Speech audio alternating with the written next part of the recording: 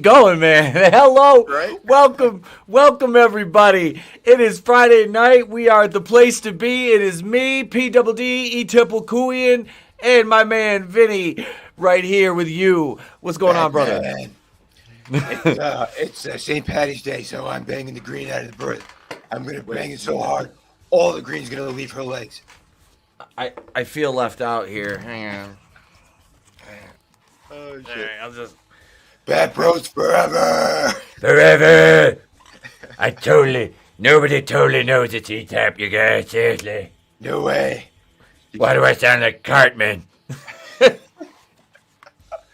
Oh, good evening, everybody. Hey, Carl, Frankie knows what is going on. Yeah, man, we had some Elvis going on, dude. Like I said, I heard that song in the credits, and I'm like, any excuse I can to play some Elvis, I'll do it. It's never a bad time for Elvis. But yeah, I just left the theater about 40 minutes ago or so. They really make you work for that second post-credit scene. I'm not going to say anything about it yet. We're going to go. This is going to be spoilers ahead for Shazam: Fury of the Gods. Vin, you saw it yesterday or last night? Or it was yesterday? Yesterday. Last night. Yeah. Mm-hmm. Yeah. Overview before we get into the meat and potatoes. Overview of the movie. What did you think? I thought it was fun. Much like the original movie. If you dug the original one, you were going to dig this one. Some of the things people were crying about, I don't see a big deal. The throwaway lines, so it doesn't bother me whatsoever. Star of the picture, foster mom Rosa. Star of the picture, especially that bed scene. Yeah, I did pay attention to that, and I notice, and I acknowledge it, and you were right. Yep. I'm always right. You were damn right. Wow. Smoke show. Rosa. Yes, she is. Man. I kind of had the same. I was like, man, this is just a damn good movie. It was a lot of fun. Yeah, it definitely was. It was enjoyable like the first one, and this is another one. This movie had something that I can say that none of the Marvel movies have had in a long time. You know what that is? Heart. It's got heart. Exactly. You don't see that out of MCU movies. This one, it takes a ragtag group of orphans and makes them into a complete whole familial unit. Hail, Tommy the Guinea Pig Collective. What's going on, brother? Hail, welcome. Brother. Tina Bojan. Hail, welcome. You guys have a good night. If you pass out, thank you for stopping in and dropping off a like. We appreciate it. This had heart. It had a heterosexual guy and a straight woman in a couple. They weren't mean to each other. The woman didn't try to dominate the man. They worked together. They have a great relationship from what we've been given in the first two movies. They're loving parents to their kids. They encourage them. They're supportive. You know, they're doing everything they can to give them a good home. I mean, Mary, she's the one that she's basically aged out, and they're still like your family. You're living here. You know, you're our child still. You know, you're your family, so you don't have to leave. So that was and Cooper Andrews, Jerry from The Walking Dead. Dude is he just looks like a big old happy like teddy bear. He always does. Like he's so like whether he's chopping the heads off of zombies or he's, you know, the lovable dad in this. What up, Clone Geek? Yes, it was very good, man. It was great. Yeah, I see what you're talking about what's her name? Darla? Yeah. Is that her name? I think so. The chick right there. Yeah, both of them. Holy mother of God. Yes. Now, don't get me wrong. I love the chick from the original one, the Mary from that. I think she's way hotter, but this one, I'm still A-okay with. It was interesting that they just kept her. So when she says Shazam, she just has a suit on. But Yeah, the other one said conservative views, so they fired her. Yeah, that's exactly what it was. What up, Scrambles the Death Dealer? Hail, brother. What's up? It's Yeah, the only thing that kept me on the fence about seeing it, but I said, you know what, hell with it. This is going to be like the last DC movie anyway for me, so yeah, Yep. I'll jump in, and I did. I enjoyed the shit out of it. These broads were great. Yeah, that Darla, oh my god. Whew. Yeah. Excuse me. Bless you. Yeah, thank you. She's absolutely beautiful, and her character was so much fun through the movie because, like, in the adult form, you can tell she still has like that like childlike sense of wonderment about her. Yeah. It was funny. It worked for her. I don't did. like that. That's the one thing that's driving me crazy with Zachary Levi, that he keeps going younger than with the actual kid, how he plays it. Yeah. The kid's 18. He's about to be 18 years old. It's like he's acting like a 12, 13-year-old. Yeah. Which again, it works for Darla. Like that stuff. Oh, kitties! Like like that stuff. It's fun with her, with that character. It's fine because she's so small anyway. When she's the regular kid or whatever, it's not working for Shazam. He needs to be more of an adult as he's playing Shazam. Yeah, that's one thing that drives me bananas about that. Like him going to the pediatrician as a for a psychologist and all this. It was like. There was like but there was so few issues with the overall presentation of the movie. Like, okay, the very beginning, and I didn't even realize Helen Mirren was in this. Oh, did you not see the trailer? I didn't. I never saw a fucking trailer for this. Okay. I didn't see any of the trailers. And if I did, I didn't see any. I knew Lucy Liu was in it, but I didn't know it was Helen Mirren that was playing opposite her, and I didn't know Rachel Ziegler was in this either. Snow White. West Side Story. Mm-hmm. That's Rachel Ziegler. You know what? For as much, sorry.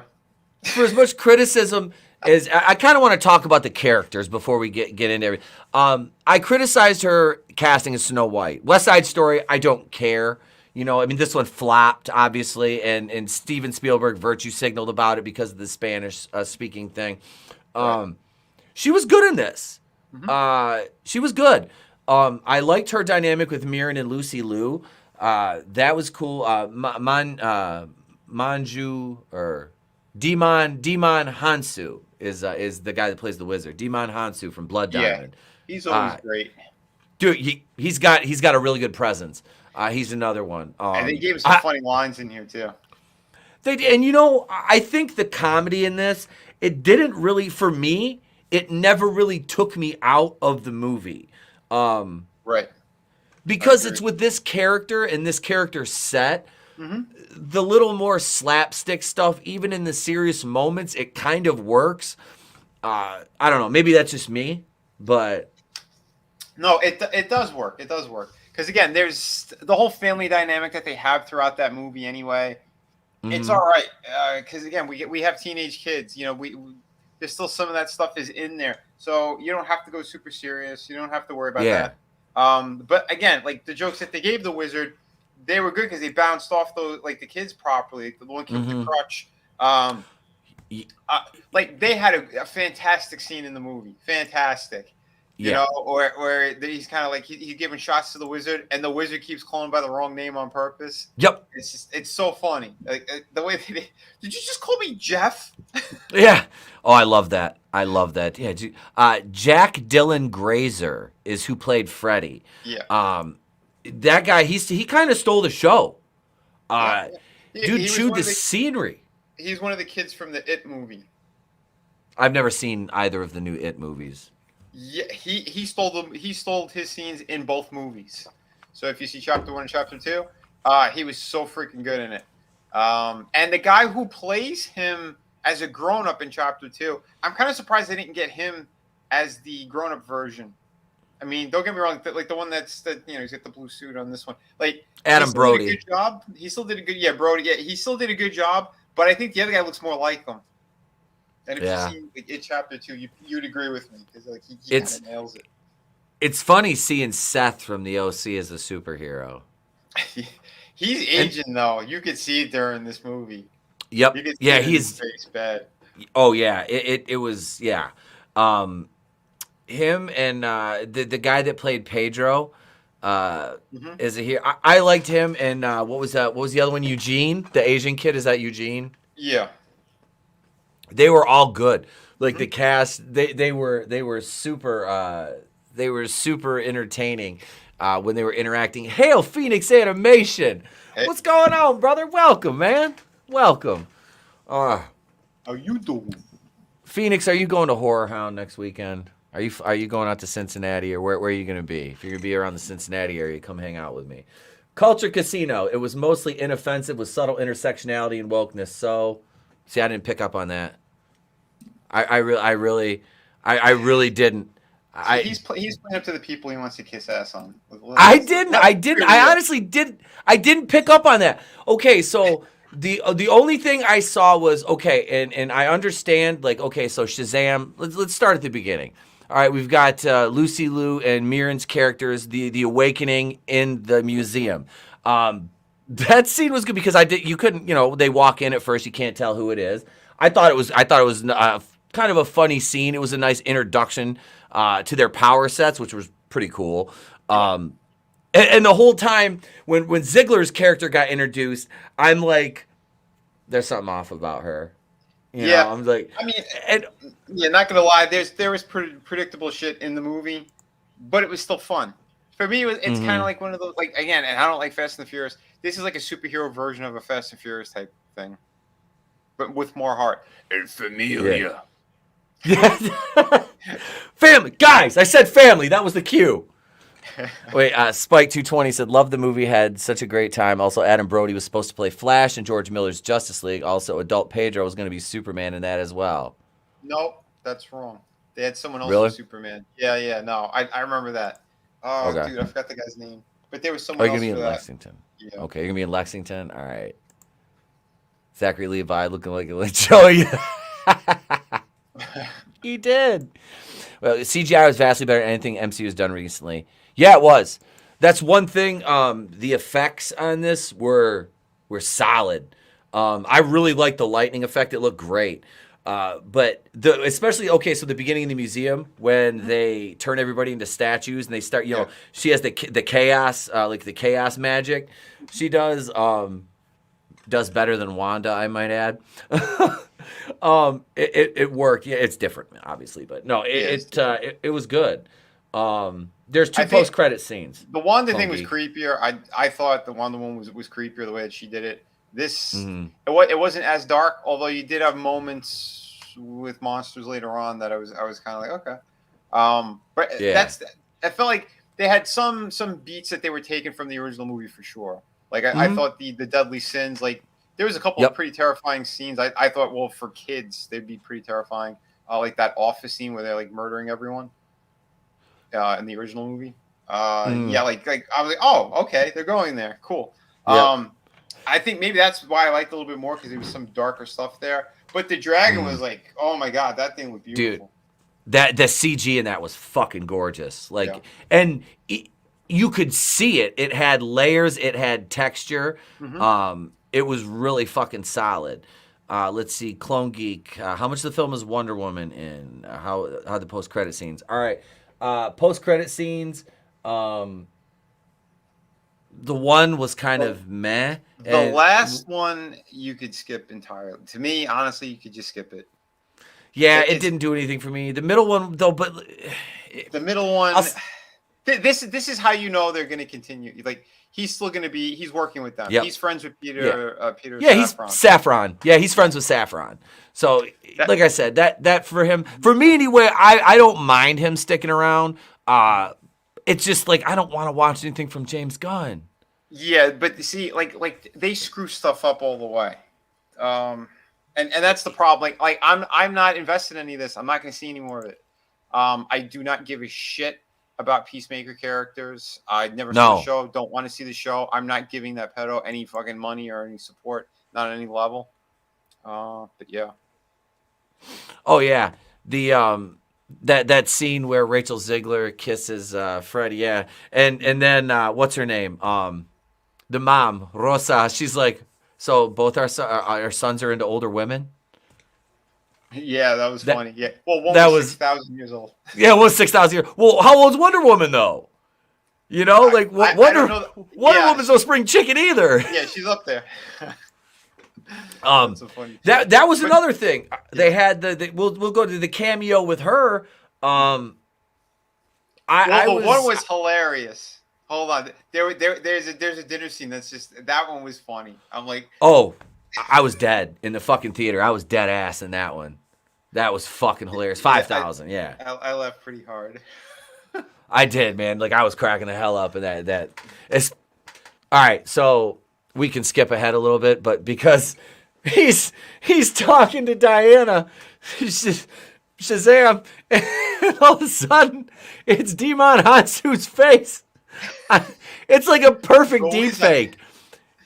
The wizard. It was fucking frightening. Oh shit. Hang on a second. We got a $30.99 Aussie super chat from our man down under, Chris Wicks. Thank you, sir. Thank you. Hail to the people's champ. Shazam had so much potential only to turn into Granny Sitters Club. God damn it. Here's a donation to take trade in Mario Brothers movie. Keep up the good work, brother. My man. Love you, bro. Thank you. Let me get you let's get a super chat bumper from my brother from down under, Chris Wicks. My man. Thank you from all of us here at DC. Yes, that's right. Thank you very much. That super chat was very appreciated. It's going to buy a whole lot of condoms while I bang the green out of She-Hulk. Let's go over here to Going in Raw and see what super chat bumpers we got. Have to give you two for a $30.99 super chat. Let's start out with some Chuck Norris kicking it.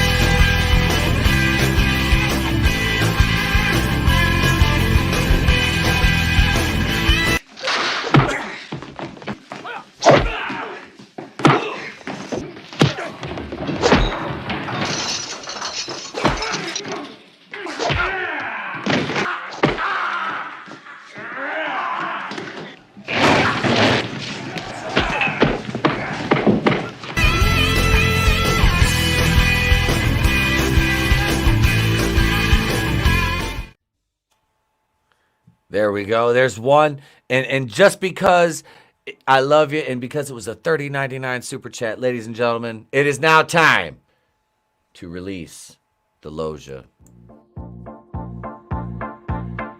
Yeah. 2 to the 1, from the 1 to the 3. And I'm not drinking it. Who would you believe? Robert Loja? Calcium. Will beat you like a Cherokee drum. 3 to the 1, from the 1 to the 3. Try some new Minute Maid orange tangerine. It's got calcium. And I'm not drinking it. Oh, no, it's sweet. You'll like it. I don't believe you. Well, then who would you believe? I don't know. Robert Loja?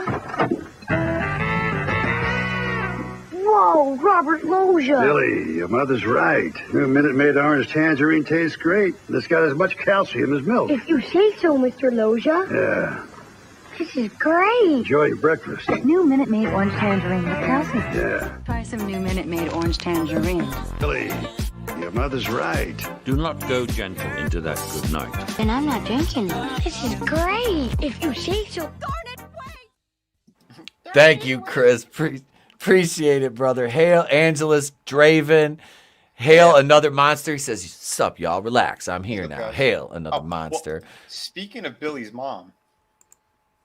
Here we go. Billy Batson's my Billy. Your mom's going to drink my juice. I'm bringing the orange juice right to Billy's mom. Yeah. Jesus, what a smoke show, man. Right? Oh, my God. Yeah. The first time Cooper Andrews was on screen, I just looked over at my wife in the theater and I was like, Jerry. Fucking, yeah, it was kind of funny too because this dude that walked in ahead of us had like a Negan hoodie on with him swinging the baseball bat and shit on it. Oh, that's great. Oh shit. A $25 super chat from Culture Casino. I'm totally stealing that Granny Sitters Club thing. So here's a 25 spot. Thieves. Wait, all of them. He's paying for Yeah, it. he's paid. He just paid for the rights. You know what? I'll sell it for $25. I'd buy that for $1, let alone $25. I've done a lot worse for a lot less money.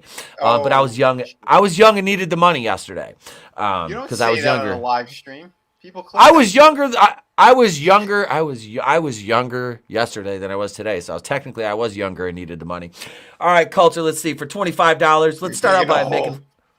I live in one. Let's down in a hole and I don't know if I can be saved. Words are like bullets, and I let them pass right through me. Eric, Mr. Nielsen is concerned about how you respond to little people. Did I hurt its little feelings? You think you have the power to make me insecure, but your words are actually completely powerless. You see? No matter what you say, I'm still standing. Barely! No matter how you act, I can rise above it. Rise above it! Get it? Shut your fucking mouth! Mr. Nielsen! He didn't get to me.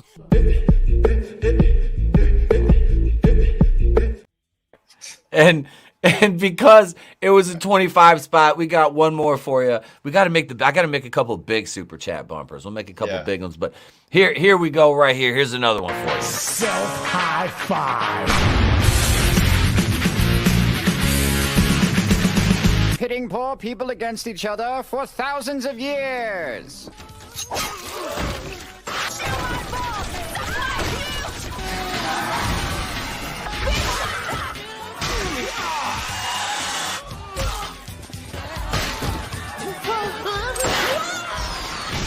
And now it's time we do a little dancing to Tony Toad. Look at my feet, mother.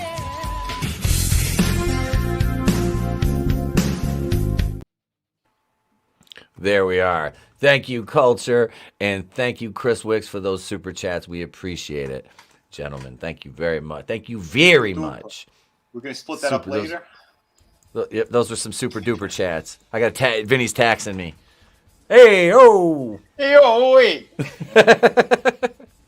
But no, back to the movie.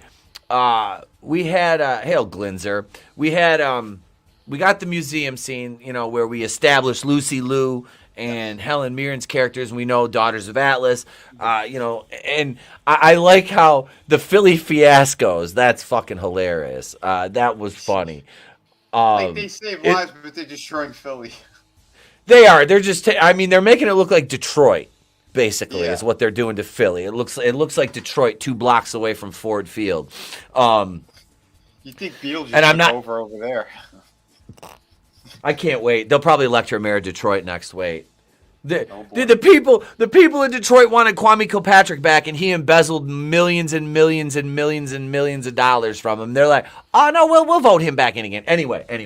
So they're destroying Philly, making it look like the water's as bad as it is in Flint. Ooh, that's rough. Anyway. So no, they're just wrecking the city. Like the bridge thing, it's like they did so good, and then they just fucking total the bridge. Yeah. It's like they're saving kids. Okay, so like the hero thing, that was funny.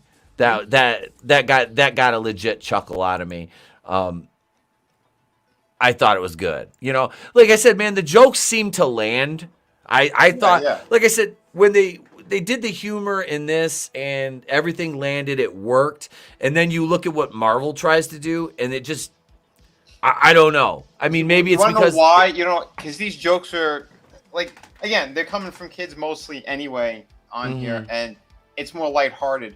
Whenever we see it in Marvel, it's always this snarky, sarcastic type of jokes. Yeah, that only works with one character, and that's the Tony Stark character. Everything else is phoned in shit. He's the only one that's supposed to like have that snap. Thor's not supposed to. Cap's not supposed to. No, that's like forcing this down everyone's throat. Oh, we got another super chat. Scrambles, $2 says I'm poor, dude. You're a channel member anyway. Thank you, sir. I appreciate that. And I appreciate the hell out of it, man. Hang on a second. Let's get Scrambles a super chat bumper, because we don't just have bumpers for the big super. We got super chat bumpers for everybody. Right. Here you go. because we haven't seen him in a little bit, because it's a rare occasion we get the super chats, and tonight has basically helped. This is helping close out the end of the month for me here. So much so that if you're in the chat and you're not a channel member, you might want to hang out, because guess what? ETEP Claus is feeling generous again. Snap. Yeah. Here we go. $2 for Scrambles the Death Dealer. Thank you, brother, very much. I appreciate it.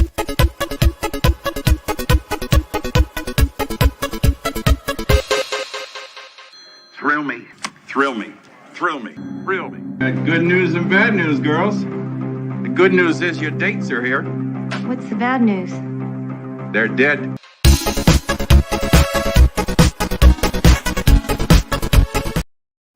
That's still my favorite one, I think. That is. You can't beat dude. Tom Atkins. You can't.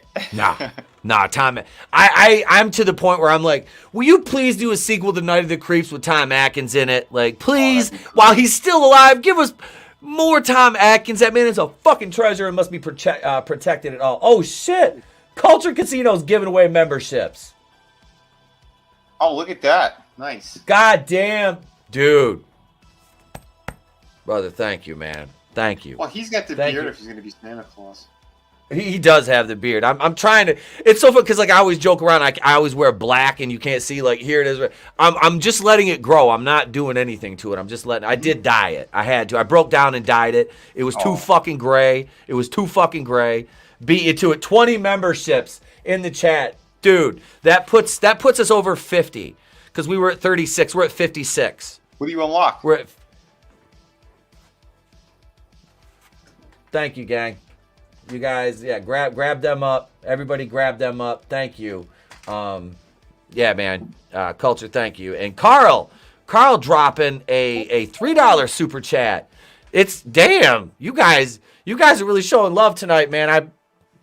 You guys should have swung by earlier on my stream, damn it. Dude, I never get this treatment. I never get this fucking treatment. God damn. Great, man. Oh yeah. I appreciate the hell out of you guys. Let's see here. I'm gonna have to make a new super chat bumper on the fucking fly. It's the joy of Shazam.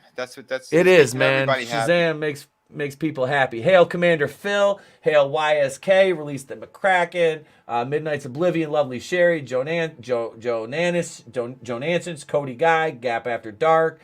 Black Rose Comics. Davian Donaldson. Justin Proper. Brahma Bull. Black Angus. They all got Brightest Day. Stephen Walton. Red Gaze. Zacharat. Brutal Morningwood. Frankie Knows. Another Monster. All got channel memberships, man. Damn. You guys are rocking. Oh, Carl, I was only joking, buddy. No worries. Used to do that work. I'm like, yeah. Here's let's see, for Carl, let's go back. I'm gonna go back to a movie I really love. It's called American Ninja 2, and let's get some ass kicking out of my man Steve James.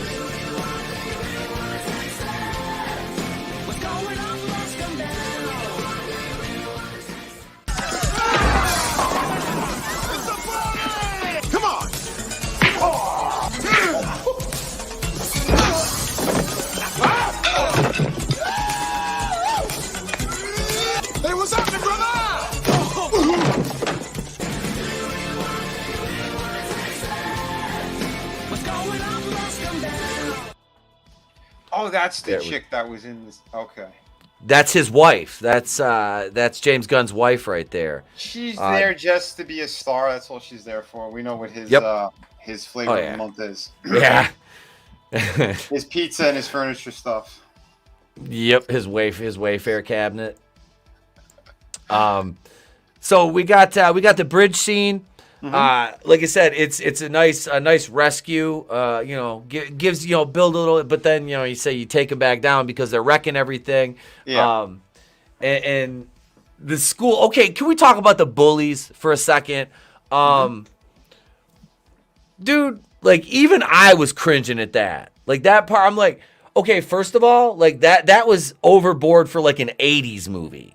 Yeah, like how I agree. I was like, dog, this like nobody is gonna stand by in a school and watch some fucking assholes like fucking whip on a kid with a crutch. Exactly. That's like, there's a couple of moments in this movie where they did stuff like that where it's like, oh, come on, like I can look the other way for certain things, but other shit, it's like that's a sore thumb right there.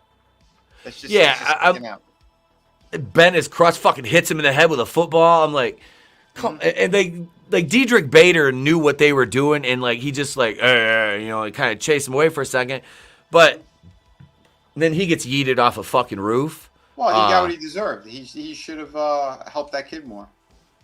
Yep. See, that's what you get for not helping Freddie Freeman, man. That's right. Yeah, that was brutal. I'm like, I didn't think they were gonna kill him off like that. Yeah, I thought one of them might have saved him, but I'm like, no. When you hear the splash, and she's like, yeah, I forgot how they pop like grapes. Yeah, they pop like grapes. It's like, ooh. She's pretty savage. Oh my God. Let's take a moment for Lucy Liu as well. That woman doesn't age. Oh, no. Jeez. No. She looked incredible. Jesus, God in heaven, was she amazing looking.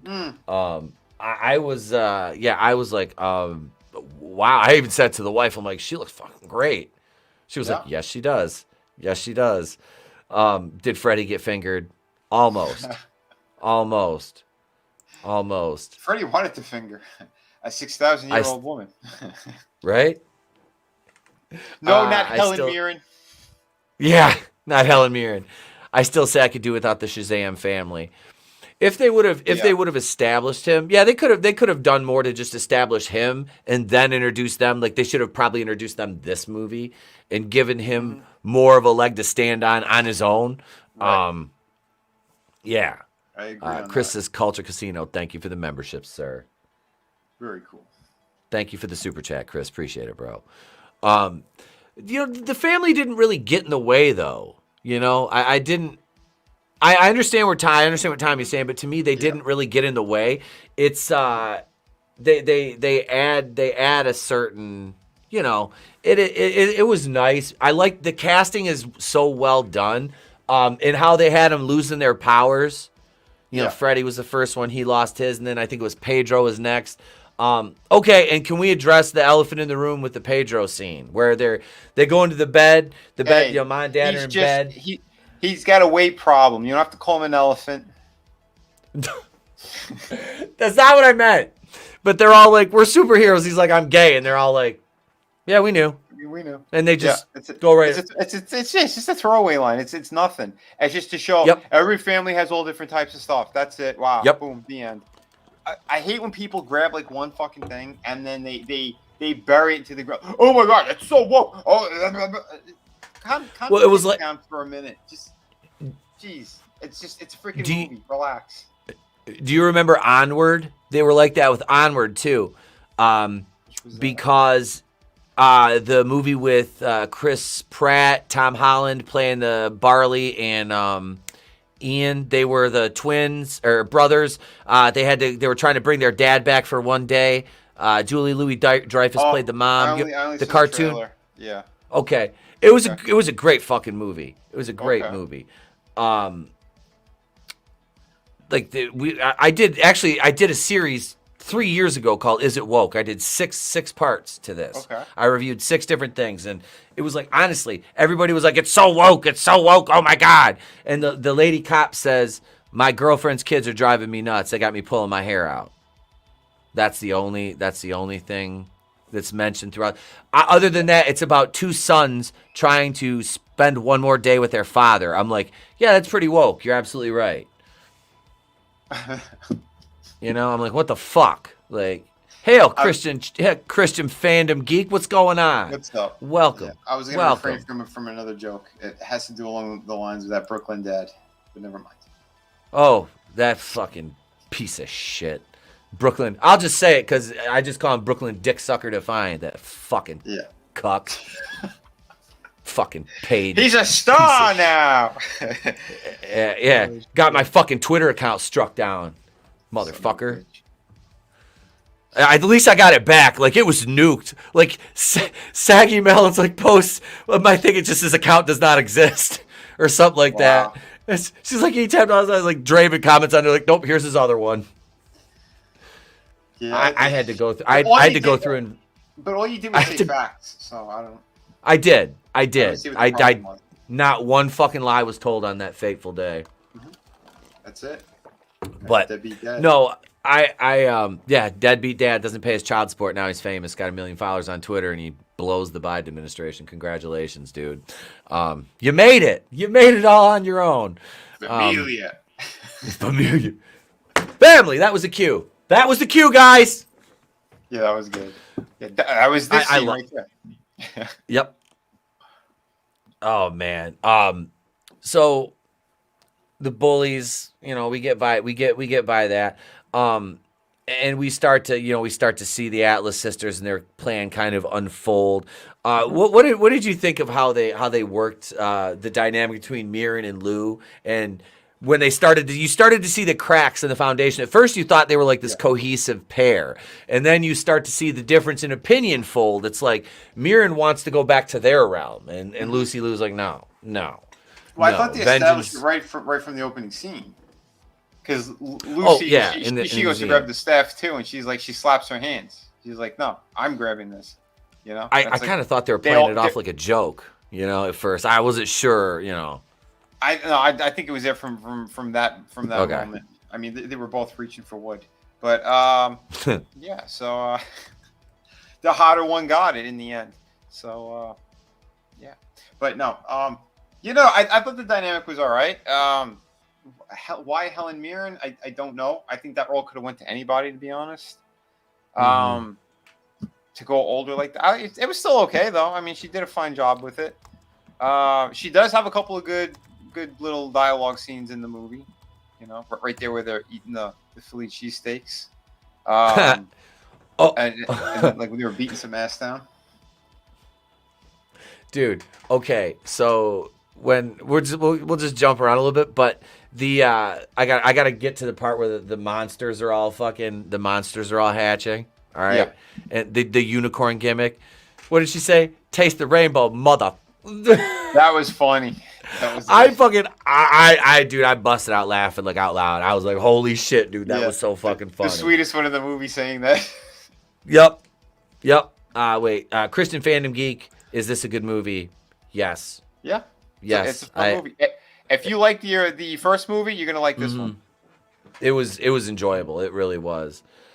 Tony says, yeah, that was just a small comment in the movie onward. It's not like it was being hammered at society in all directions. Eventually led to porn in school and well, yeah. And here it is. It's Mr. Sunshine on my goddamn windows, John fucking Denver. Hail, Tony. What's going on, bro? So every time I think about my parents' death and I get really, really depressed, it's usually Chris Fisk. But lately it's been monotony. Thank you for cheering me up, buddy. Their superhero counterpart was annoyingly childish. Yeah, I see. I was saying that with Shazam. I think Zach he keeps going way too childish with it all the way. No, at the end of the movie, like he has his big climactic scene, and he did that one straight. He did that one good. The very last bit with him, he went super dumb young kid again. I don't know why. It's again the one who's playing the 17-year-old version of him isn't playing it like that at all. So I don't get it. Hail Black Angus Reviews. He said, I can't wait to not see Shazam. That's okay. He likes that Snyder shit. It's all right. Yeah. Hail. He says, hail Etep and Mussolini. I mean Vinnie. Yeah, see, that's not kosher. That's an insult to my people, and I think you're a piece of garbage for saying that. I'm just amen, brother. We still have the Geeks and Gamers logo. I just want to say that I really, we talked about this, and we're really not affiliated with Geeks and Gamers as far as I'm concerned. As far as I'm concerned, no affiliation with Angus Reviews.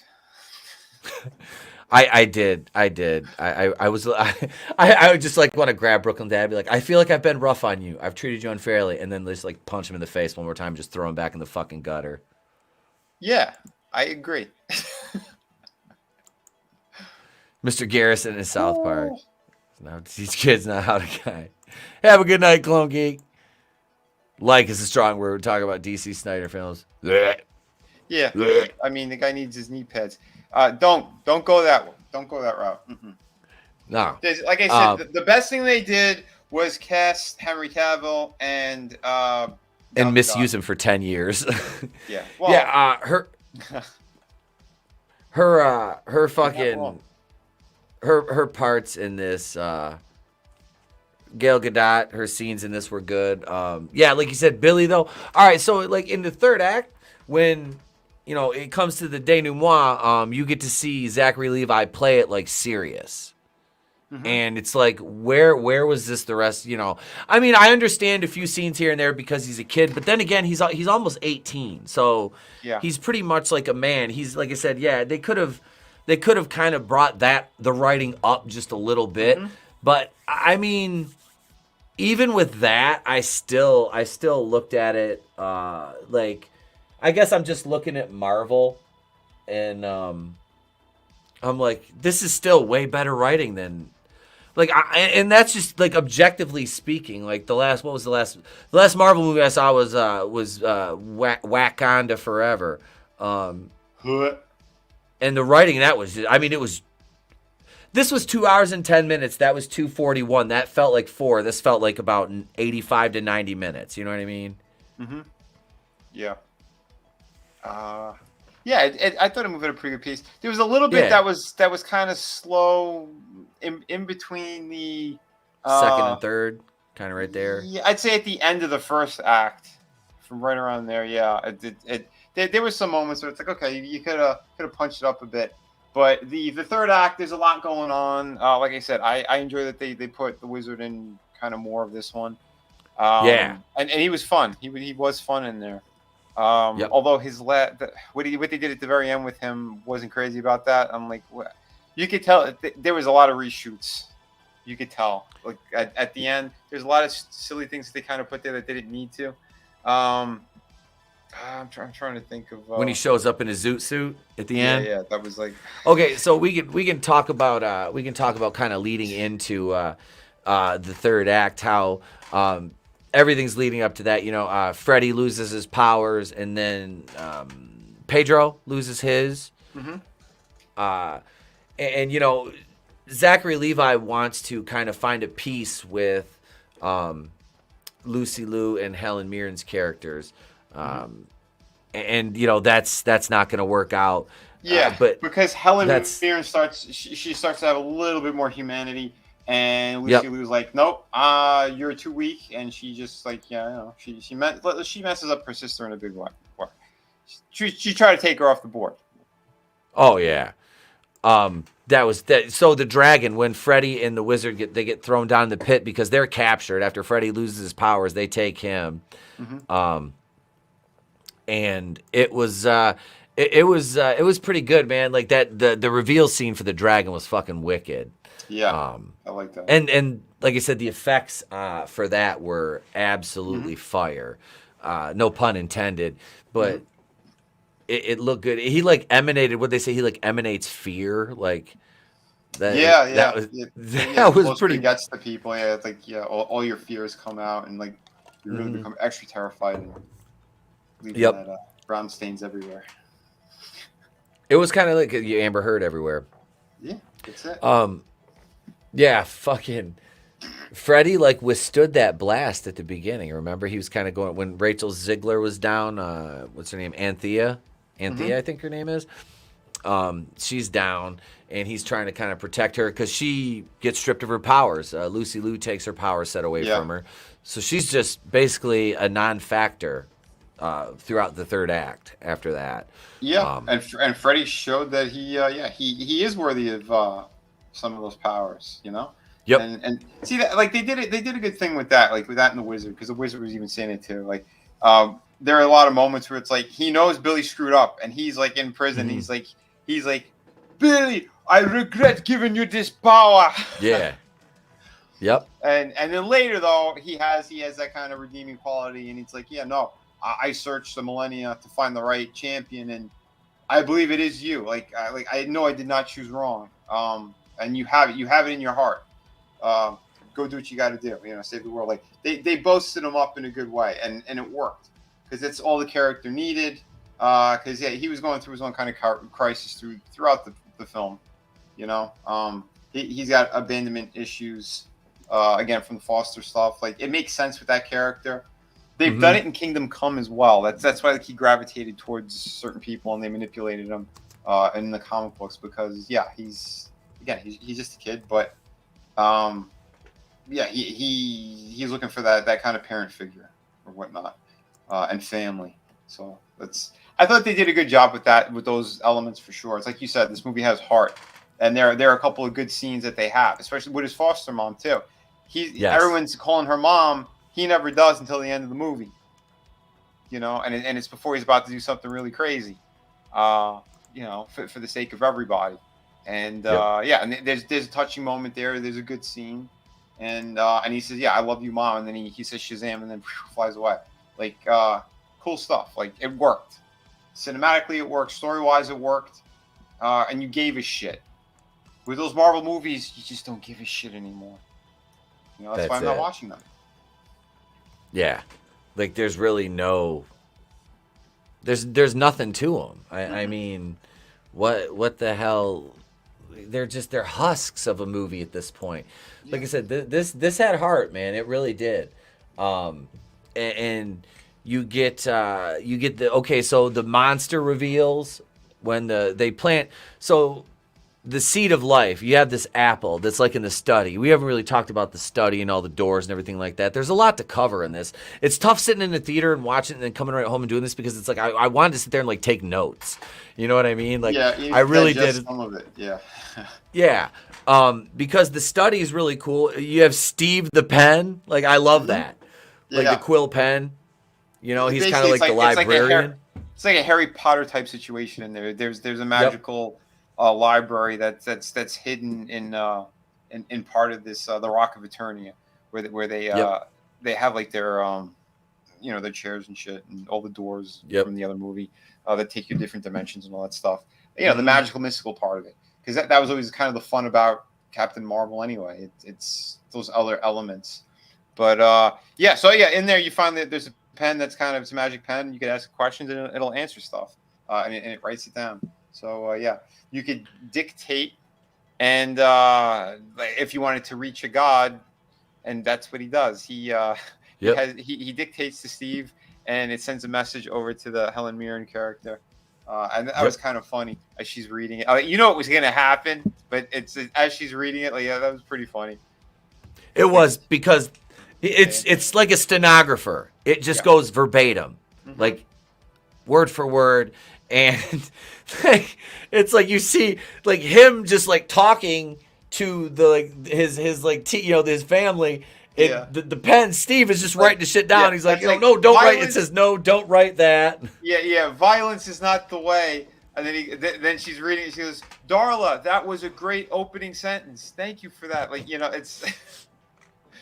But she reads it straight, like a machine. Just does a straight face read through. Yeah. Like it was fucking wonderful. Yeah, that was good.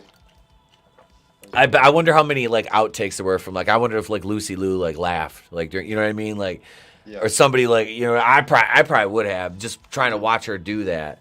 I could picture her laughing. Oh, Jesus Christ. He should have banged the foster mom of Shazam, then turned into Billy as soon as they finished, so he wouldn't have to be the only one with issues. When the man's right, he's right. What? Where's...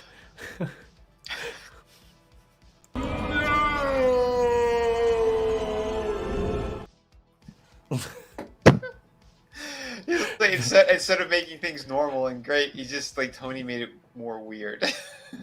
Vinnie. Pack your things. We're leaving. God damn it, Tony. Shit. We love you, Tony. That was great. We love you. Come on, who wouldn't want to bang his mom, his foster mom? Right? Jeez. She was hot. She was really hot. I'm not gonna lie.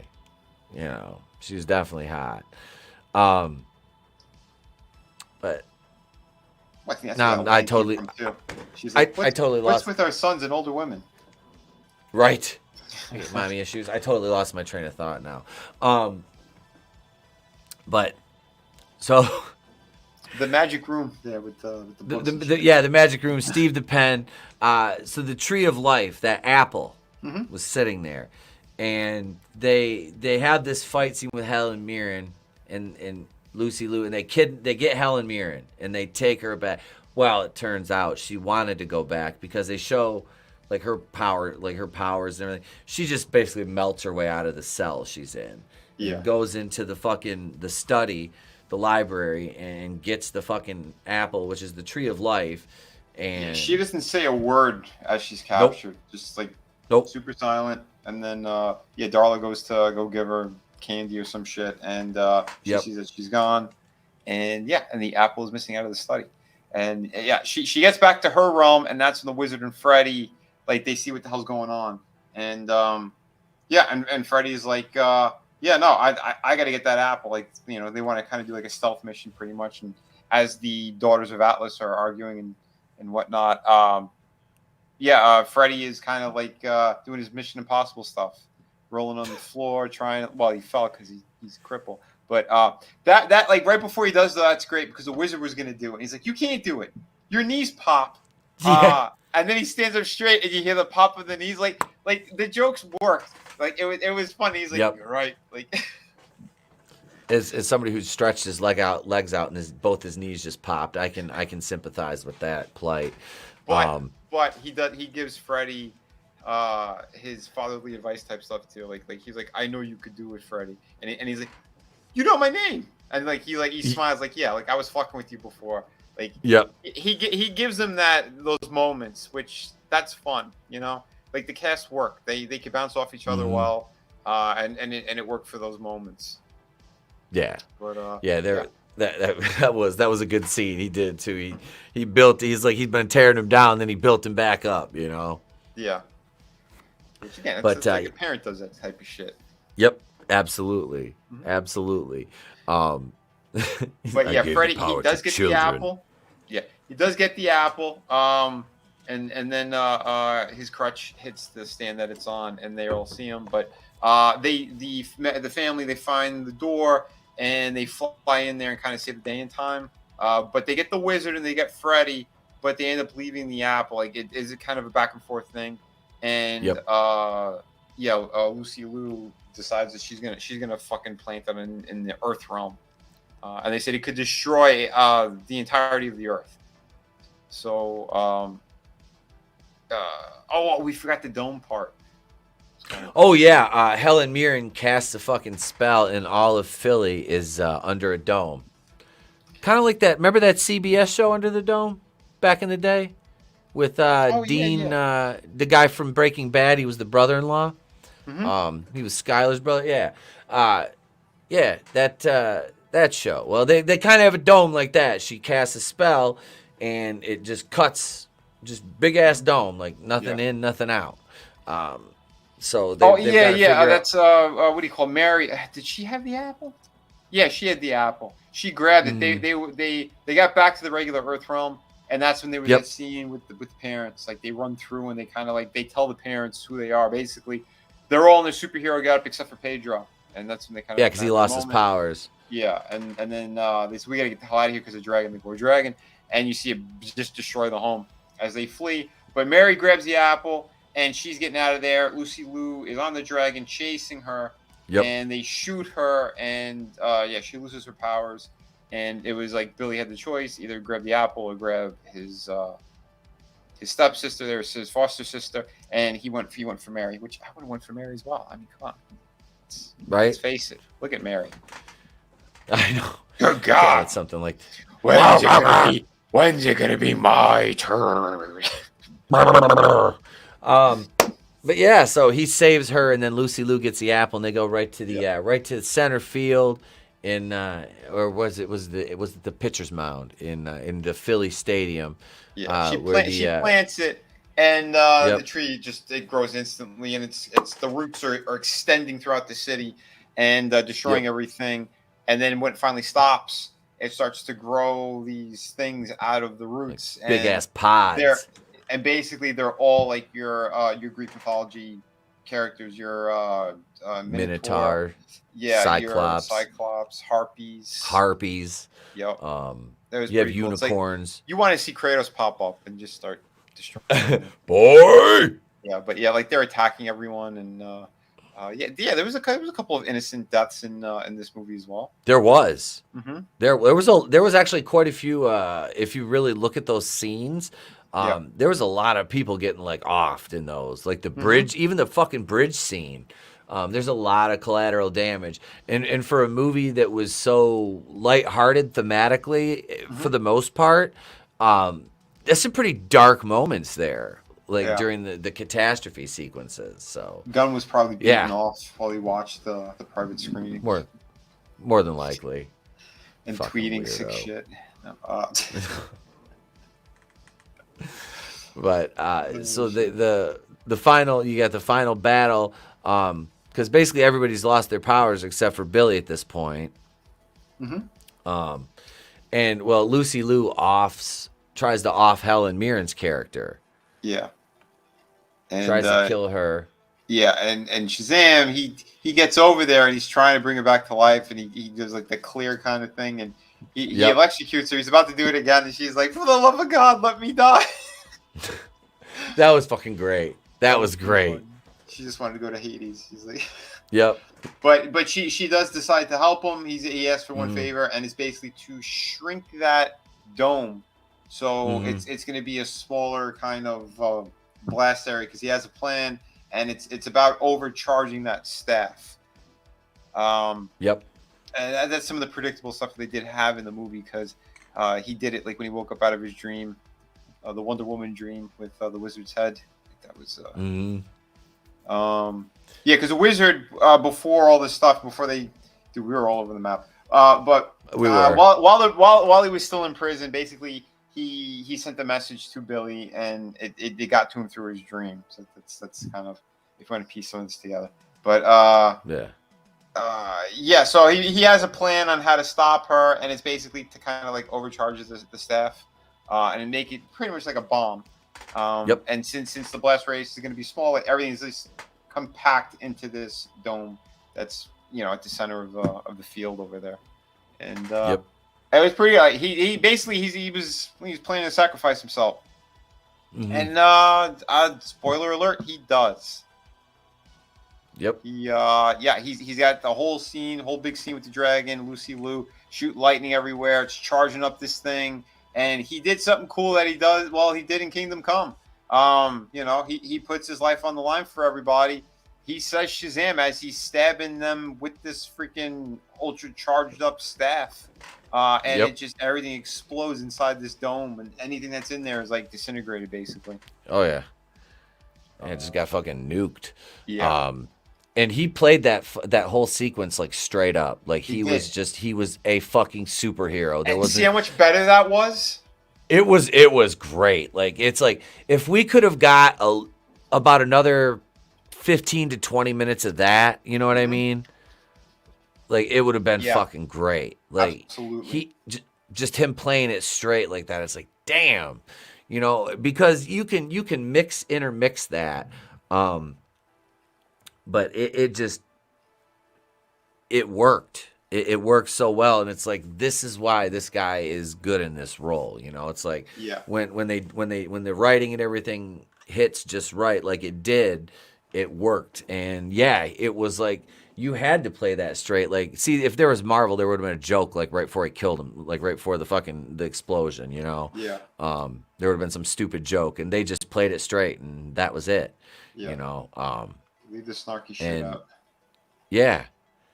The humor doesn't need to be there. You don't need to let the air out of the room in a moment like that, Yeah.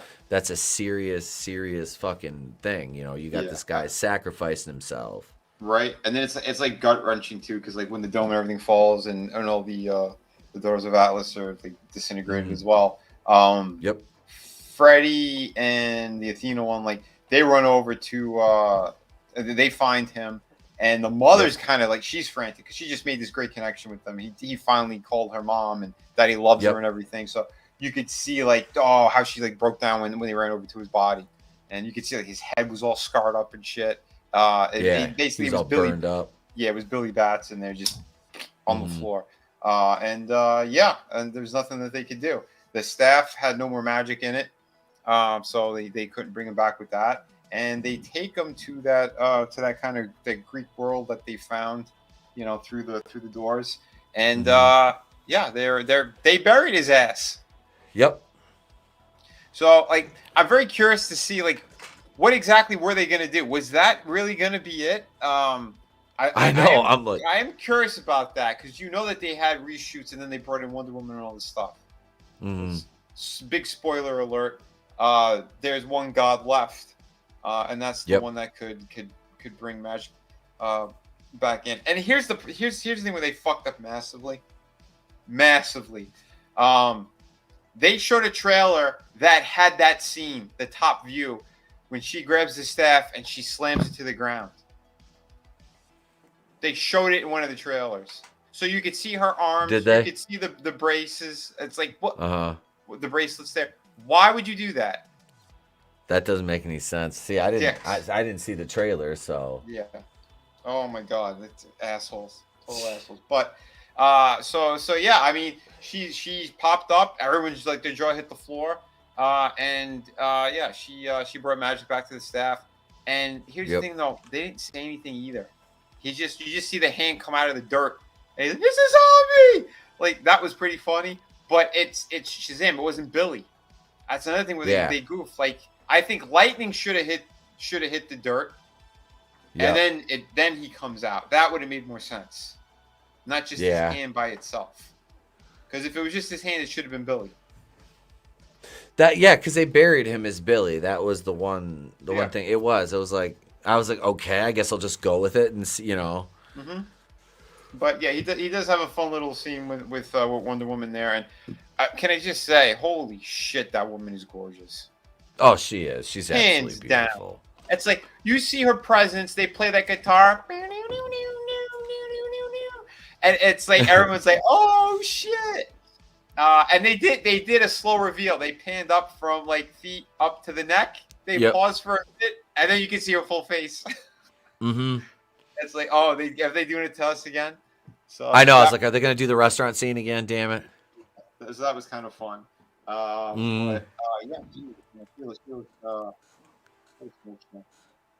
oh yeah. Let's see. Wait. No, Tony. The villain did not return as MODOK in this one. It was Krang. He was Krang. Yeah, no, he came back as a little earthworm or something. Yeah. That's we'll talk about that shortly here. But yeah, I thought that was a little okay. He comes out of the ground as Billy. He's like, really? You guys like buried me after 2 minutes? That's it? Yeah. That's it? 2 minutes? You just threw me in the ground. Thanks. Yeah, thanks. But it's. I do like Freddie when you just shouted that out like that. It's a zombie. Cooper Andrews. I was thinking Jerry's gonna get his axe. Yeah. Oh, that would flashbacks from previously on The Walking Dead. You could have had a good moment with him there. Yeah, they should have panned to him. Mm-hmm. They really should have like panned to his reaction shot with that. That would have been fucking hilarious. Yeah. It's called the wasted opportunity. It was. I like that when he gets the staff back. It's magic, and she's wizard. He's like, who wants some powers back? Yeah, they all shut their hands up. He's like, we can do that, right? We can do that. You see, Cooper Andrews raises his hand too. I was laughing. I'm like, are they gonna give Jerry some powers? Yeah, that was funny. He's immune to zombie bites, just in case. And that's, let's see, that was basically how it ended. It ended on a high note. It did. And then we go into the mid-credit scene, which was James Gunn's wife, I forget her name, and the big fat guy from Peacemaker that worked in the nerdery, the little computer farm. He was in tech support. I didn't see any of that stupid show. Not one bit of it. I saw the very first episode. That was it. I watched the very first one. Yeah, so I have no idea who these characters were. Okay. Yeah, and it was so, it made no sense either. They park so far away and they walk their miles just to get over to Billy, who's just shooting lightning at target practice, basically, like practicing his like it was so stupid. It made 0 sense, and he hammed it up even more. He just went even more childlike there, and it was so dumb. And they're like, "Yeah, do you want to be part of the justice?" Yes, and he just goes, "Yes." He doesn't even finish hearing what they have to say. Society. I thought it was called the Justice League.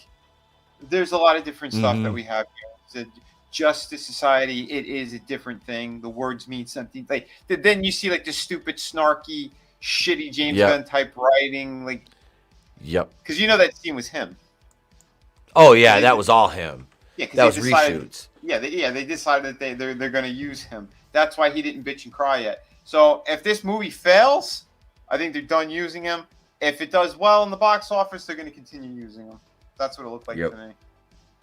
That was probably the deal he had to make with Saffron. Let's see how the box office goes and see if we let Zach stay on or not. I think it has to do better than Black Adam. Oh, God. I mean, no, that's probably the deal. That was probably the deal because they want to stick it to The Rock because they're still fucking pissed with him. Well, yeah, because he tried to fucking basically do a goddamn a coup inside Warner and take over everything. And he would have done it if it wasn't for our community who just shit all over the movie, some of them without even seeing it. Yeah. Right? To me, it's always hilarious when they do that. It's like, okay, you guys bitch you wanted something better, and then you didn't support it at all. I watched it. If it sucked, I would have said it sucked, but it didn't. There was a lot of great fucking scenes in there. I like seeing him destroying people left, right, and center. He's overpowered. He brought Cavill back into the fold, and you guys just let it all go to shit. Okay. Yeah. Yeah, that was the caveat to that was they'll go see the Marvel. They'll go see Marvel shit. Yeah. Well, they haven't stopped seeing Marvel shit. They haven't stopped seeing Star Wars shit. We know this already. And you know they're going to be all over James Gunn's dick. Yep, and then you know, fucking the movie comes out. There was like I said, I'm sorry, Black Adam. Shazam, Fury of the Gods, and Black Adam were fight me. They're better than the Marvel shit last year. Better than Thor: Love and Thunder. Better than Doctor Strange. Better than fucking Wakanda Forever. Any of them punk ass shows. Not even watching, but I watched Hawkeye. Was that last year? Or was that the year before? I can't even remember at this point. But I don't think I watched any of the fucking shows because I damn sure didn't watch Miss Marvel. Fuck that. I ain't watching that. I know that's not for me. I'm not watching that. I'm done. The last one I saw was Doctor Strange. That's the last one I saw. Yeah. And it basically I saw it for Sam Raimi is what I saw it for. I don't fuck about these characters anymore. I didn't even make it all the way through that one. I watched. I went to the theater by myself and watched Wakanda Forever just because I was bored and I was pissed. I should have left after an hour. After an hour. But so it was like I said. If it's 10 minutes, you get your money back. It was 2 hours and 41 minutes of just pain, nothing but pain. That's awful. You should have got up and went to another movie. Oh, there's only one. It's my local theater. There's only one screen. That's at Family Home I'm gonna go to. Gotcha. Yeah, it's single screen. So the mid-credit scene, they recruit him to the Justice Society. We talked about that. I just thought it was done like I kind of rolled my eyes at that. Then you wait another fucking like 7-8 minutes worth of goddamn credits to get to the final post-credit scene, which is homeboy from the first movie in the jail cell, and then the His little exact fucking scene from the previous freaking movie, pretty much. Just the dialogue was a little bit different, and he's got a full-grown beard. Wow. Yep. You have the little you have the fucking bug there. It's the I forgot the caterpillar. The caterpillar. I can't think. The talking caterpillar. That he's like, yes, we have a bigger plan. That we're like they're trying to establish that we're still gonna go with this storyline. Like, why? Why are you going with that on any level? They just need at the end. Yeah. We're gonna continue this shit only if you guys talk about it and watch it more. It needs to make X amount of dollars. That should be the next post credit scene. What they tacked on to that? Yeah. That's what upset me. Yeah.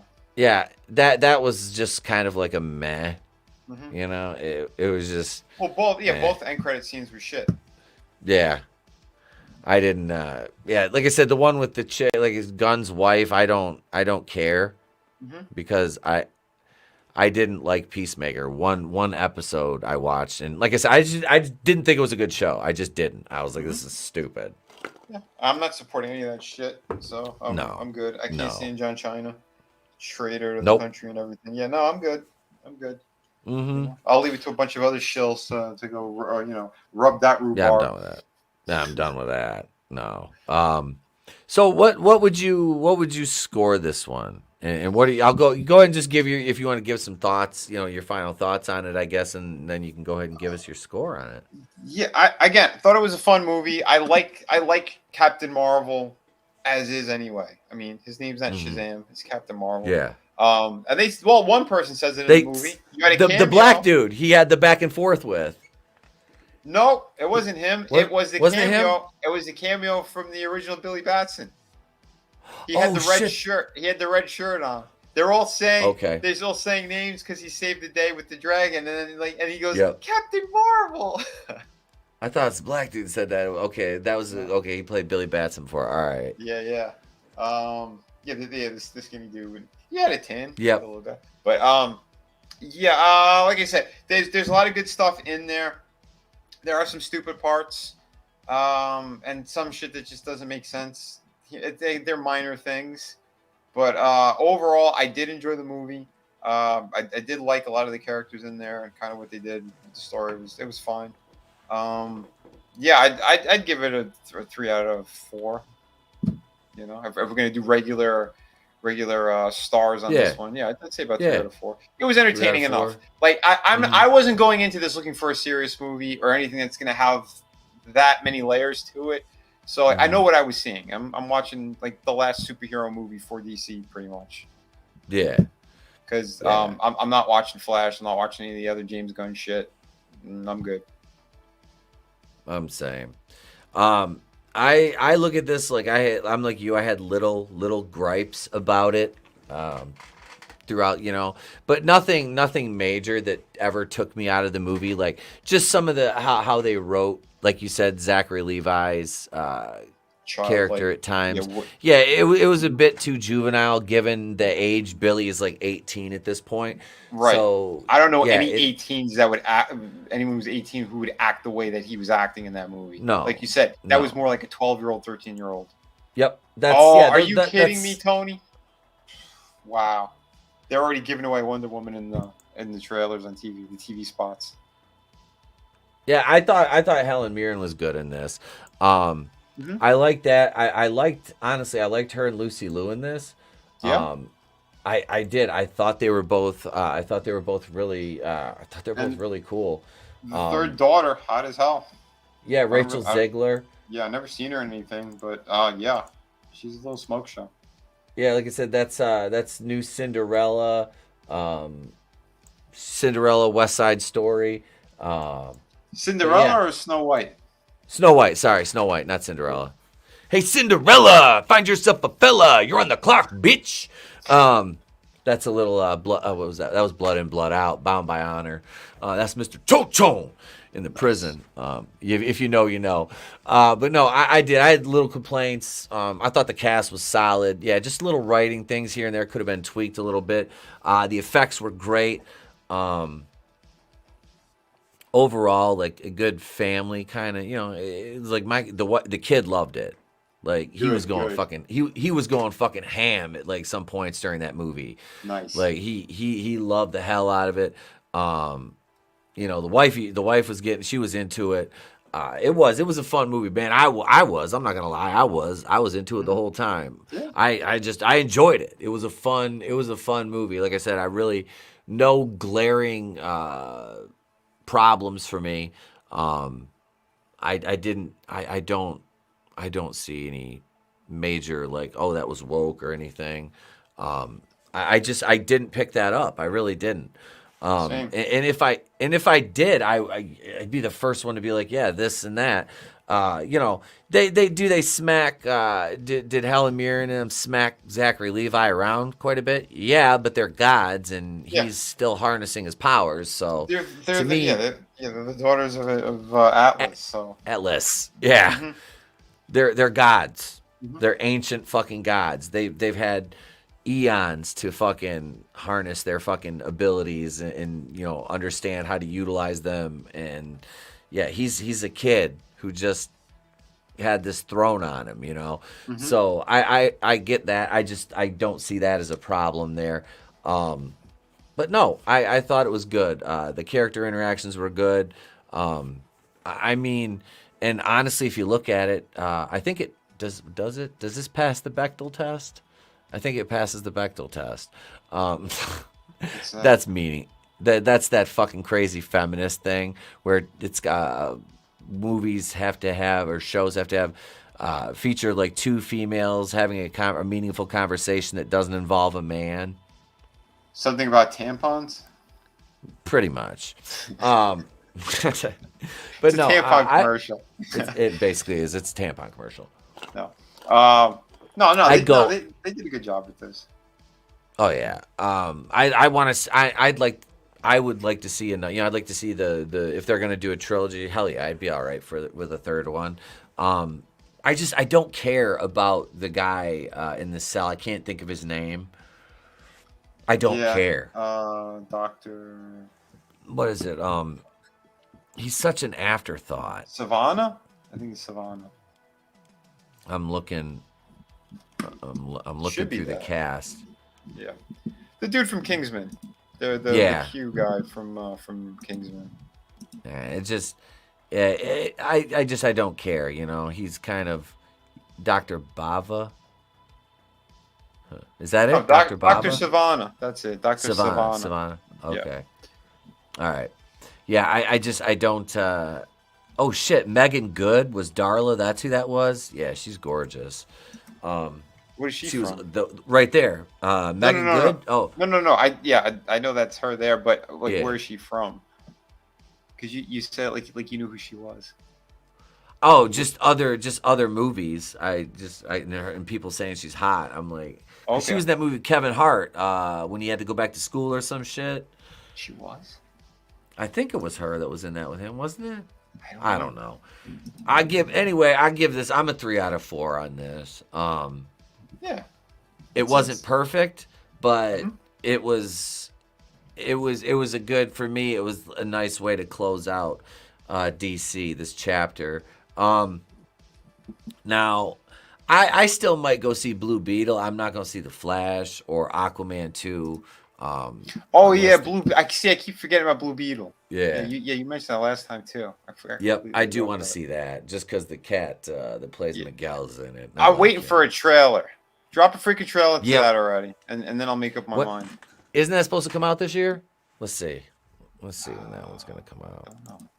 Hang on. Blue Beetle 20. It says 2023 film. It is slated August 18th, 2023. Okay. There's no trailer? What the hell? No trailer. What's his name? Zola Maridueña? Maridueña? I don't know how to pronounce his last name. I don't want to butcher it. Maridueña?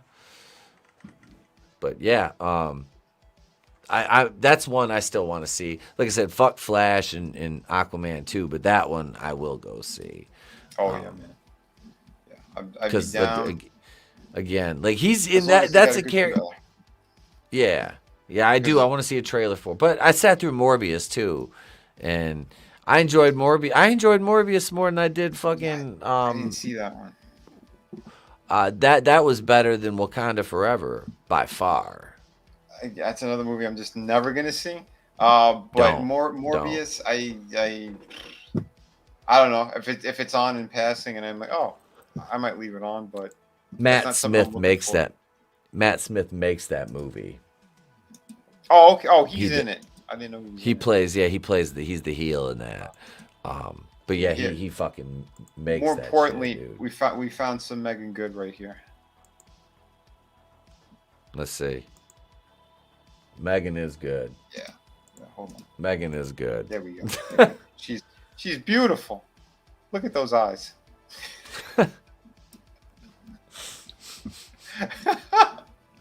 Oh, shit. Not gonna lie, you're not wrong. But So that was Shazam. I mean, I'm sure we missed some stuff, but like I said, I've only seen it once, so and without the ability to take notes, it's kind of difficult to. Yeah, that would have been weird. Your family's Take having a everything good in. time. You're like, hold on. I'm jotting this down. Right. Oh shit.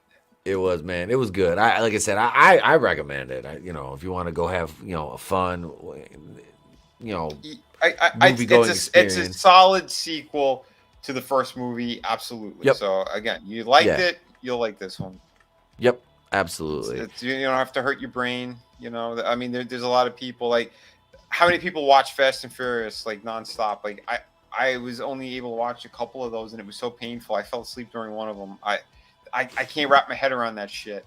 No. But like, if you want kind of like just fun action and something that has some heart in it, there you go. This movie's fun. Yeah, it definitely is. Good family movie, enjoyable.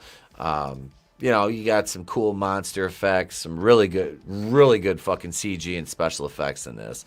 The flight sequences look cool. The fights are on point.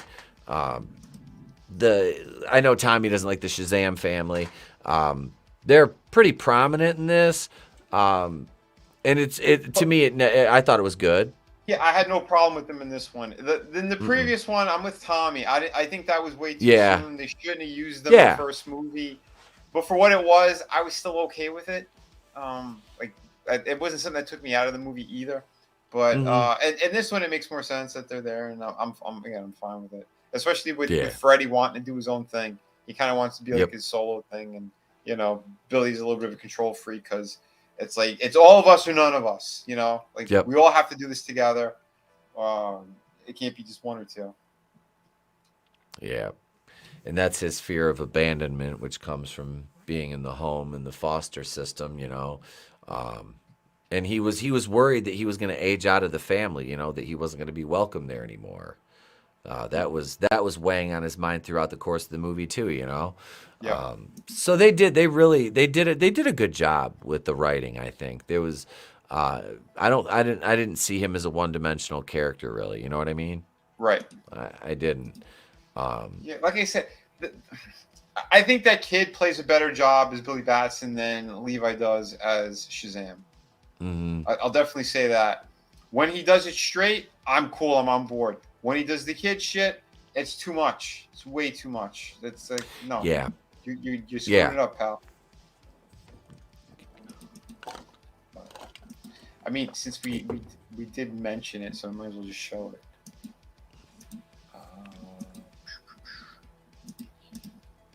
Here she is. Here's the goddess that we all love. Yep.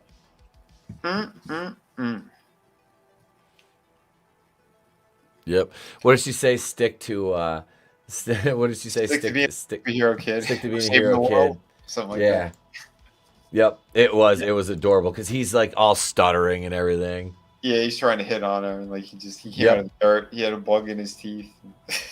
Oh yeah, he had a spider. He goes, "That's a spider. That's gross," but that's not the point. Mm-hmm. That was fun. It was. So, but it was great. We did. We had a fun time. I said, man, I recommend it. Here's my thing. So they got rid of both Batman and Superman. There was rumor because they canceled her movie. They know that Patty Jenkins shit. They scripted out the window, but they didn't confirm or not if she's been fired. Mm-hmm. And they decided to keep her in this. They had to keep her in this. It's the only way that this end scene would have worked because he needed a god, and she's the only one who's still a god. She's the daughter of Zeus. So, what are they doing? Is she still going to be? This is what I mean. Like, I think they're dangling carrots because they know there's been a lot of backlash at James Gunn, and they cannot scrap this shit altogether. No, there's a huge rift in the fandom. You know what I mean? Over on the DC side since Gunn took over, and just damn, dude, it's been. They don't have any. Shazam didn't open on Thursday. It said I don't have any opening numbers for it, which is weird. On Box Office Mojo. I think it won't be until tomorrow night. Yeah, they won't come out till tomorrow. All right, I was just kind of curious, see if I saw anything what it made on Thursday, but no, yeah, Godot looked gorgeous. That is too. There's a big disconnect now with you've got Zachary Levi and Gal Gadot, which are they or are they not gonna keep them? And then like you said, they're gonna just recast Jason Momoa right after Aquaman 2 into Lobo, like. Yeah. Oh my. Yeah. My friend. I'm sorry. My friend was being a mark. He came out of this theater. He's all gun ho. He's even talking about the Snyder shit on Netflix. I'm like, what, dude? Slow your roll, pal. Slow your roll. No, that ain't happening. No, that's not happening. No, that's. Mm-mm. It's funny when you see like the ultimate fanboy like really losing their shit over certain things. It's like no. It's great you enjoyed this movie, but don't get your hopes up because these studios are monsters towards the fans. They don't give a shit about the fans. Yep, it's whatever's going to turn the most profit. Yeah, and they already screwed up so much. So I don't see that stuff happening. But he's like, you're keeping Aquaman. I'm like, not Momoa's. He already officially left, and he's so happy that he's gone. With that movie's gonna flop. You're gonna have the first one made $1 billion, and this one's gonna make like shit. Because again, they ruined so much of it already. They put him in a new stupid suit that it looks like that's who's gonna be the majority of the movie. From what I understand, I don't. Mm-hmm. It's garbage. And again, Amber Turd's in it. So and that alone's gonna piss off so many people. So people will be like, yeah, I'll wait until HBO or something and. That's how it's going to play out for that movie. The only other one that might be making some money is Flash, because again, the Michael Keaton shit. There's still a lot of people with the member berries, and you have your marks. So yeah, because it's this is what's gonna determine everything. This is where they're gonna head with it. No, it's relax. It's shit. James Gunn is gonna ruin the majority of this. I don't. Well, just given what they announced with him, I don't have any sort of aspirations that he's going to do anything good. Mm-hmm. I mean, dude, fucking what is that? The Creature Squad or? Oh, that monster kind of. Yeah, you've got.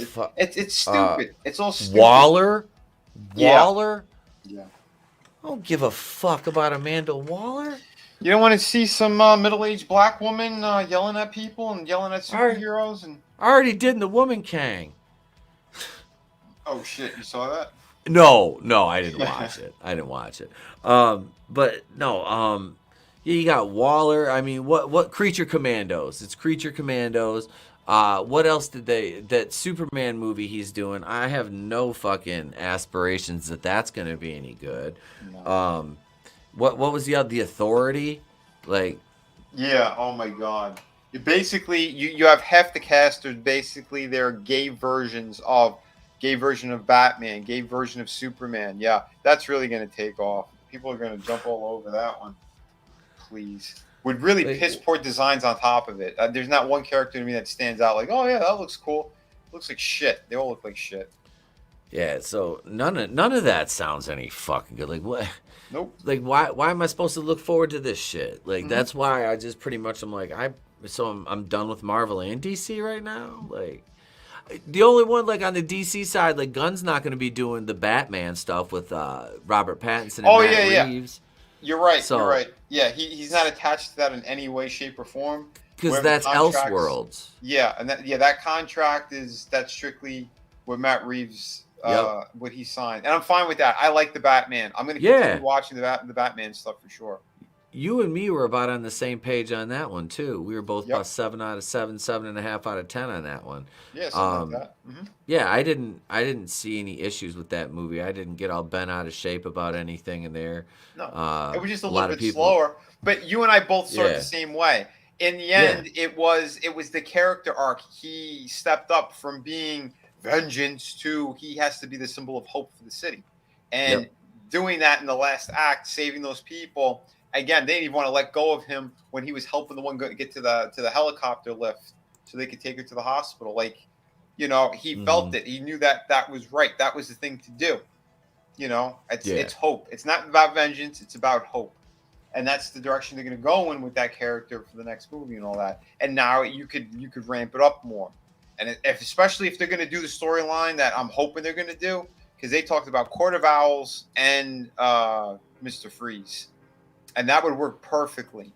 Because the Court of Owls shit, there's stuff where you're bringing back the dead or kind of keeping them on ice and they come back as like these like it would work. You have kind of a built-in thing there. Okay, I'm not real now because they're doing the Court of Owls. Little sneak preview of my Gotham Knights review, which I'm working on. That show's a fucking trash fire, by the way. While we're on the topic of DC, so the review is gonna be Batwoman style. It's gonna be fire. You guys are gonna fucking love it. I'm sorry it took so long. I had some issues during production this morning that prevented me from finishing it today. They're doing the Court of Owls in that already. Why? All right, you're gonna water this shit down so much. Oh my god. Well then, you know what, Matt Reeves? I hope you don't touch it then, because then that's a mistake. They're gonna destroy it on this television series. You're not gonna give a shit. Oh, dude, the fucking what's his name? What's the assassin's name? The Talon. Yeah. He looks like fucking like generic Snake Eyes. Oh no. Oh yeah, dude. I've got yeah. That's so stupid. So in the original story, you had the Court of Owls. They were like the elites who actually they've been running shit for centuries in Gotham. Yeah. Long before Batman, all this stuff. And since 1600. Yeah. I think it. Yeah, because they went back to the lineage of the Waynes, because there's one of the Waynes who like he lost his mind, you know. There's a lot of kind of cool little elements they have all over the original storyline, and there's a bunch of assassins that are being made, and their one champion is Talon. It's like that's the one like ultimate fucking badass who, in the original story, they kind of allude to, and this is why it would work for this movie, is because in the first one they talk about the orphanage and his mother, and there's a bit of a connection in there where they make it look like he may or may not have a brother, and that's Talon. Like they set it up in the way that they wrote it for the comic book. It could be either way. They didn't make it definitive, so it's not Bruce's brother. Bruce Wayne's. Yeah, he's supposed to be. It's supposed to be an only child, but in that storyline, they kind of make it look like it's Talon, or Talon believes that he's his brother, or his half brother. So it's kind of cool the way that they did that original story arc.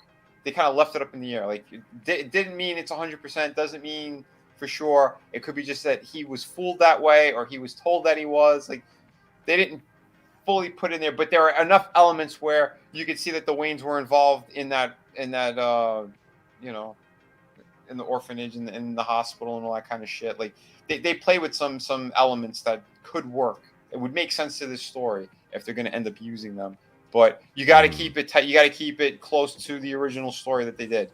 Because if you keep it that way, it could work in a fun way and, you know, give you a lot to chew on.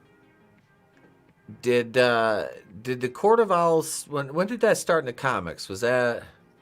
I think it was the either the New 52. Yeah, it was 2011. Something like that. Yeah, because Greg Capullo worked on it, and okay. That's what I was friends with him, and at the time he was like, I don't know if I should go to Marvel or if I should do DC. And me and my brother were urging him, like, who would you do if you were in DC? And he goes, I'm not supposed to say Batman. I'm like, whoa. You have an opportunity to do Batman, and you're not going to jump all over that? It's like, you know, but it's cool. I got to actually see some of his first artwork.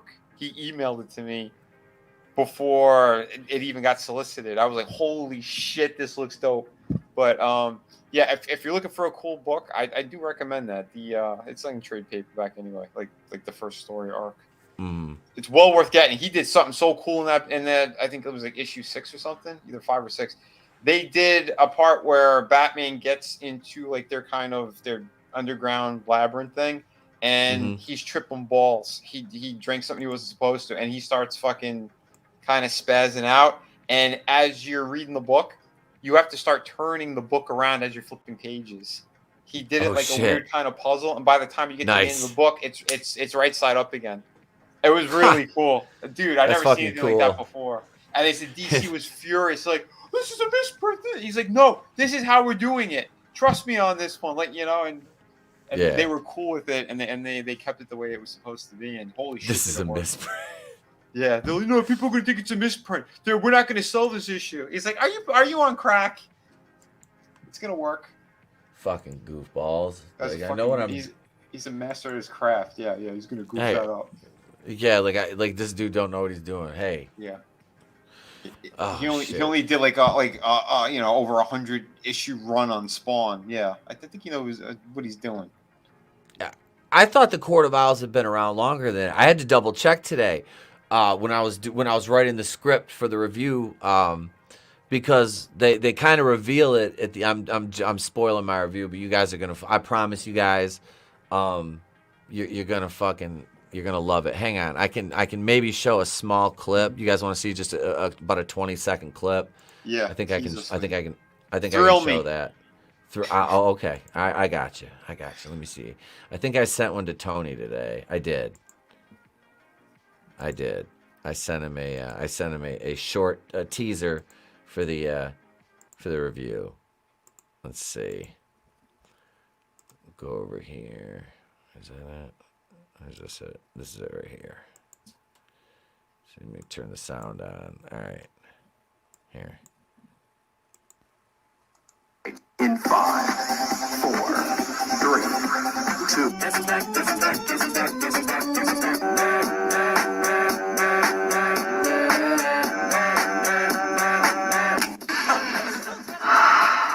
Smell shine. That's just a little, just a little one, just nice. A little tease. Right from the beginning, you know what you got. Oh yeah, I did. That's the intro to the fucking. That's the intro to the fucking to the damn to the video too. Like it's like fantastic. In between the bridge, man. I think I had one more. I think I have another clip. Hang on, I gotta look and see. I thought I recorded another one earlier because I was. Let's see. Did I? Maybe not. I thought I did, but I am slow right now. Let's see. That's all good.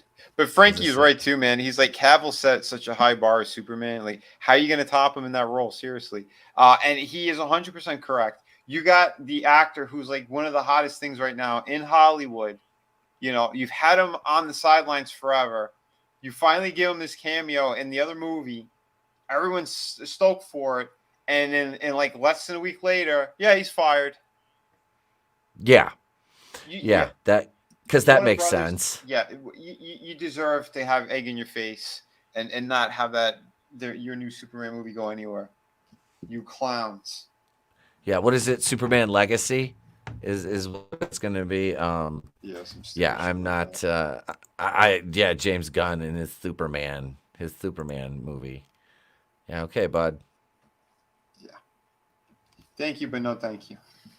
Right. Wait, what's up, Brian? Stop rubbing that shit in. He's like, I called it. What did he say? About the Superman, that he kept saying that they're not bringing Cavill back. He wanted him back. That's the thing, though. Brian did want him back, but he knew that they were going to fuck it up. Yeah, and they did. You know who fucked it up, Brian? It wasn't even the studio. It was all the fucking people who said Black Adam sucked and don't go see it, when it was actually a pretty good movie, and especially compared to the Marvel shit that's out there. He was doing some badass stuff in there. They were setting up a good thing. But yeah, when they did the word of mouth to bury the movie, yep. So Heyo. It's Elliot Page, yeah.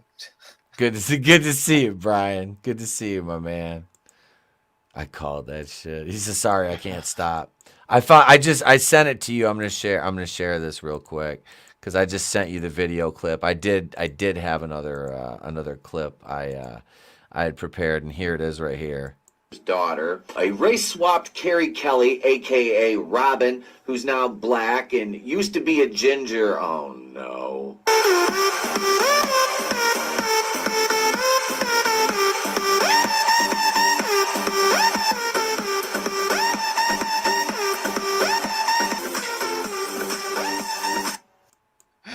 I love every time you use that shit. Oh, that's perfect. Yep, that's Carrie Kelly now. She's a young black woman who is Robin. Oh, and let me tell you, I was anticipating that this episode would be full of 100, or actually I can't even say 100, 80-pound teenage girls beating the shit out of guys bigger than me. Wow. And I was not disappointed at all. I was not fucking disappointed. They can't help themselves. Dude, I cannot fucking wait to do the review for you guys because I might even like take until Monday to do this motherfucker. Because I'm going to look at a puppy tomorrow. So, 100% purebred AKC German Shepherd. Sweet. I sent a picture in the Horseman chat. I got a couple pictures of her. I'll take a look later. Yeah, she is a little doll. So we're taking our dog Natty to go and meet her tomorrow. So we want to see how she'll interact with her before we decide on it or not. Mm-hmm. And if we decide we like her and she gets along with Nat, we're gonna drop a deposit on her tomorrow and then pick her up the following Monday when I get back from Cincinnati. Dude, that's great. Hell yeah, man. Yep, we've been looking at getting a second dog for a while. So it's but it's tough because we have a very good dynamic with our pets now because we have the two cats, Meech, Mr. Beans, and then we got Natty. And oh wow, yeah, I see the photo now. Holy crap, man. Yeah, that's a cute puppy. Yeah. So there's two males and a female, but we always get female dogs. Always. Mm-hmm. We always get female dogs, and I have male cats. But my cats are fixed; so they never spray or anything like that. Is there any reason why you decide just on the female ones? On the dogs, they just I don't know. They've been temperament and everything. We only had a problem with one, and she nipped at Trey when he was a baby, and we rehomed her for that. I'm like, I'm not gonna have a dog and that was tough because I got her when she was 9 weeks old. Oh, wow. And she was on Xanax basically all the time. She had so much anxiety, it was fucking ridiculous. But yeah, so we had to rehome her, and then we just had the cats. But we got the dog, and like I said, we got the two cats, and it's like we want another dog. Excuse me, and so yeah, we're gonna go look at that tomorrow. So nice, dude. Well, fingers crossed that it works out. Yeah, I'm excited. She's just I've already got a name picked out for her. So it's I'll just put it in the private chat. I'm not gonna say it out loud yet. By the way, Chris, I'm hearing amazing things about the Lois and Clark. I do eventually want to see that. Yes, the show that's like the only shining light from the Arrowverse. You're absolutely right, Chris. It is like that, and that's still a Berlanti show. I'm like, how did they do this and do it right? Meech does identify as a husky. I can't wait. He's only got another 2 months until we shave him down for the summer. He looks like a fucking lion because they leave his mane, his tail, and his legs, and his body's all shaved. It's hilarious. That's funny. He's like, shave my balls. No. Yeah. Oh, those are gone. We took those a while ago. Yeah. They shaved them all right, clean off. Yep, they did. Oh, shit. Brian, though, how do you declaw your cats? I'm like, because I don't want them scratching my shit up. Oh, yeah, dude. Brian, you are wrong, though. He's not done in Hollywood. He just signed a major deal for the 40K stuff. Cavill? He's doing the Warhammer shit or whatever that stuff is. Like, I've never been a fan of it. Warhammer 40K? Yeah, so that's what he signed to, buddy. And he's a producer on it. So I think they said he's hitting the gym even harder now. The guy's going to be a freaking monster and a half. Jesus. Wait, yeah, that 40K thing is not happening. What, did it get stuck in development hell? Because it was green lit as far as I knew. I don't know shit about Warhammer. I have friends that play it. I know one thing. I don't know anything about it. They're difficult to work with. That I do know. I almost worked for these people, and it was a shit show. I'm like, nope, their contracts were bullshit. So yeah, I'm sure Hollywood's different, and they have power lawyers and stuff. So, but if he's a producer on it and he can call the shots and all that shit, I think it's gonna be different. Oh, Chris is saying stretch. Oh, stretch it out, Lois and Clark. Okay, it's not a show to binge watch. Interesting. Yeah. Okay. Huh. I mean, I know like the guy who's playing Superman on there. He's pretty good. That Tyler guy. Tyler Hoechlin. Yeah, he's pretty good. Tyler Hoechlin. Yeah, he was actually a really good Superman. I was surprised, because you have Henry Cavill. You had Henry Cavill play him, and then it's like, how's this guy gonna be able to, play this role with the specter of Henry Cavill looming over you? Right. And now this dude is basically the only Superman they have for the time being. He's the default Superman. So not bad, honestly.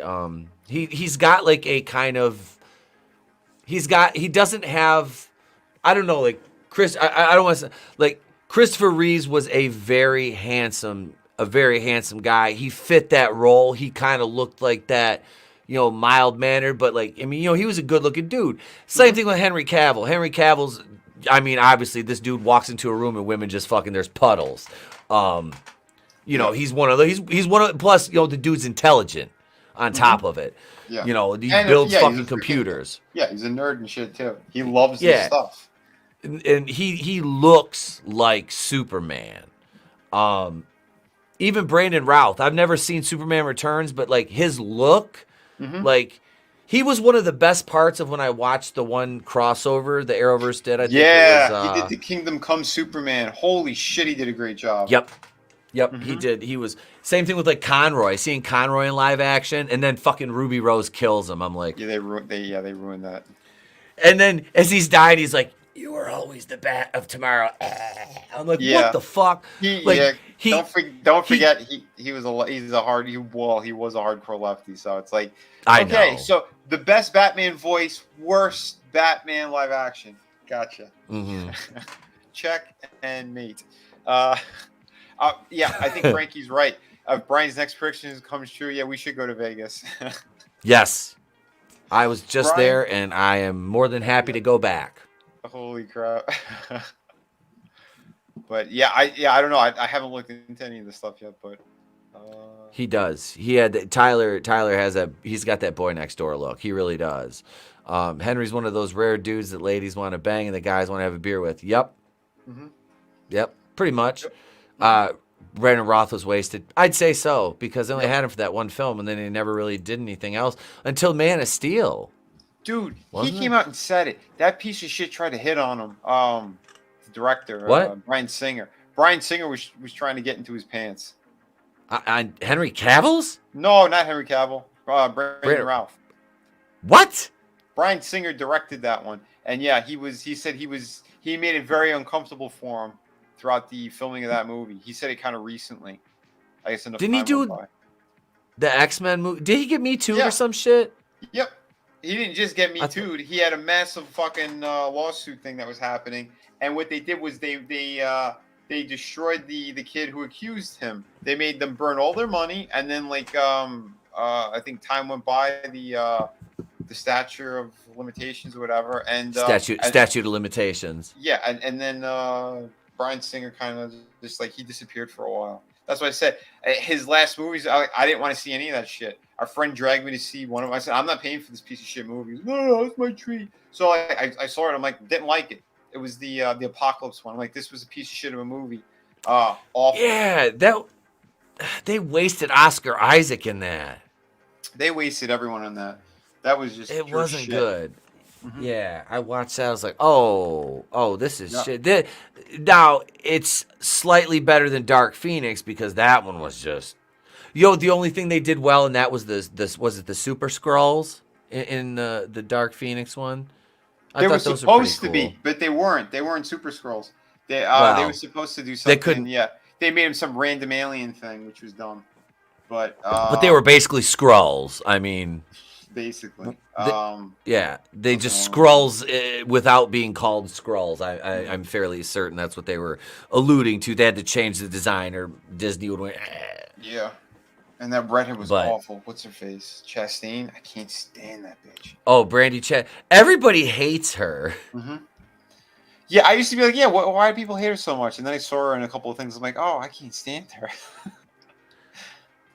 Quicksilver was the best part of the movie. Yeah, he was. Mm-hmm. He was. But I like both Quicksilvers.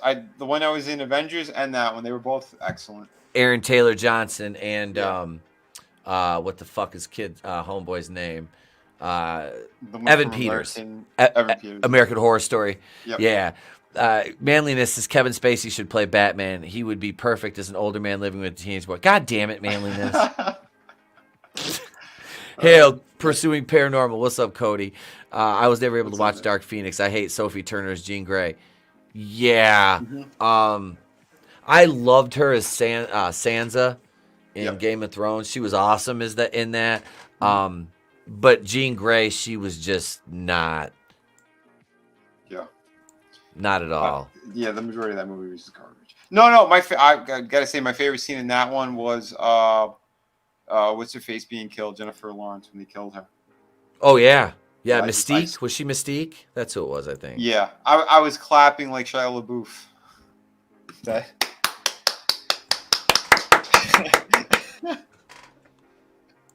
Go back to my laboratory since we're done with Shazam now. I'll go back over to my laboratory.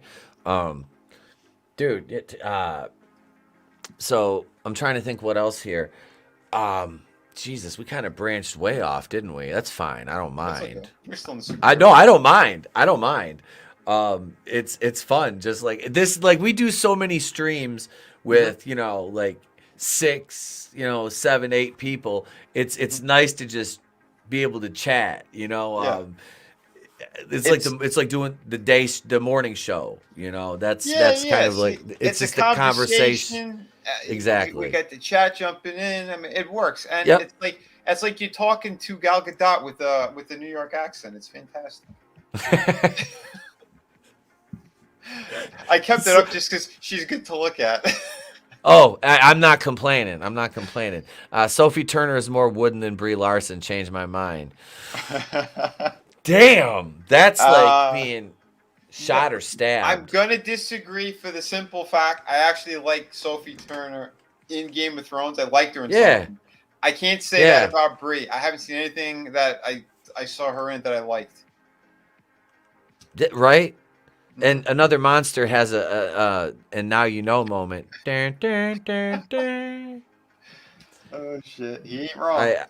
He's not. You're not wrong. You're not wrong at all. You're not wrong.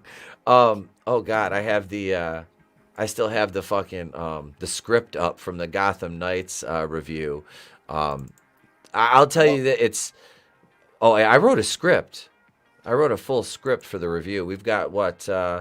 We've done one rewrite. We've watched the episode 3 times now, and we've got 1, 2, 3, 4. We've got a point system for the check boxes too. I do have a scoring system that I'll be running throughout the review.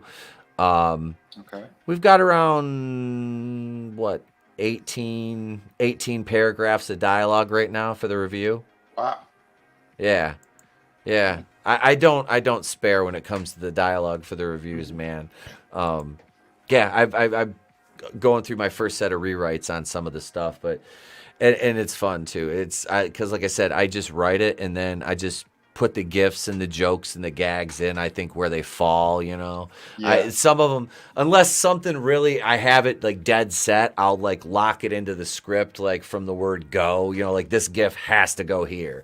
Like with Batwoman, there were certain gifs like with Gotham Knights. Within a couple episodes, I'll start to but I already know. Spoiler alert! I need to make a new Transformer gif. We're gonna be using that a lot. Oh shit! Well, you guys know Harper and Cullen Rowe, if you're familiar with the New 52. Harper is, of course, from Lesbian Island, and Cullen is transgender. And they do make a reference to it's biologically a female, and this is the actress, but she's pretending to be a guy. Okay. So they didn't hire one. They. No. She's really one. No, she's really the actor. They hired a transgender actor, so it's like I guess you would call it like a trans man would be. It's a woman pretending to be a man in real life. You know what I mean? Like, I got you. So it's actually the actress is trans. Yeah, so it's just a confused woman is what it is. Basically, yes. That's it. So they make a reference to this cop that looks like Louis C.K., who I refer to him as Louis C.K. throughout the review. Naming. Who is he jerking off onto? I make a reference to that too, right from the word go to establish who he is. Oh shit. Oh yeah. I wrote that right in. That's baked into the fucking script right there. Excellent. There's a Louis C.K. and Sarah Silverman reference to set the tone early and So often. wait, are you also writing for Chris Rock? Because that's what Louis C.K. did. all of his best stand-up was written by Louis C.K. Did you not know that? I did not know that. Yep. That's why I can't stand Chris Rock. He's a fucking hack. Jesus. See, I like Chris Rock the best when he was on In Living Color. Yeah. They played that character. How much can I get for one gum? Like, pack of gum, 75 cents. No. One piece of gum. One gum. That shit was funny. How about I give you a nickel? You let me lick it. Yeah. How much for a hot dog? $1.25. Yeah, I'll give you 35 cents. You let me lick it. No. Can I give you a quarter? Can I give you 10 cents for some ketchup mustard? No. Remember when what's his name had the so fucking what we're saying is his best role is him playing a crackhead. I'm sorry. Basically, yeah, and in Juice, wasn't he all ashy in Juice? I can't remember. He had them ashy ass lips in Juice. I think it was Chris Rock. He played. I swear to God, it was him because I know he played a character with like he was like all cracked out and ashy and shit in one fucking movie. Okay. I think it was Juice. It might have been. What was the one that had the little Asian puppet in Living Color? Was that? It was David Allen Greer. Yeah. Remember he found. He's fantastic.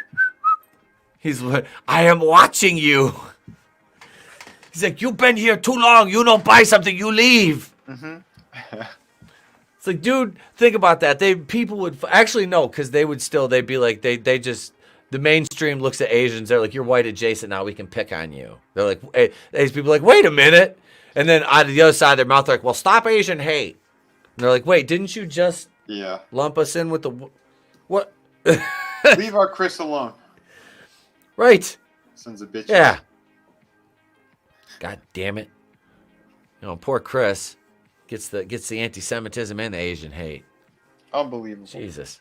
That's why we give him a lot of love over on our we got your back, Fisk. We got your back, bro. Right. Go support his book, Infinite Tale Chronicles. Do it. You love it. Okay, we even gave it a plug. Look at that. Wait, New Jack City. What did I say? Juice. It was New Jack City. Thank you. That rings a bell. Yeah, that one. It was New. Yep. You know, and I own that movie, and I haven't watched it in God knows how fucking long. But it was funny. Me and Trey we're almost done with the Tales of the Bounty Hunters book, and we've got we're on the Boba Fett story. That's the very last one. Nice. And I want to get those. Dude, yeah. Those. And there's excerpts from some of the other ones in that series in the back. So I'm like, fuck, I'm going to be hunting these down now. Shit.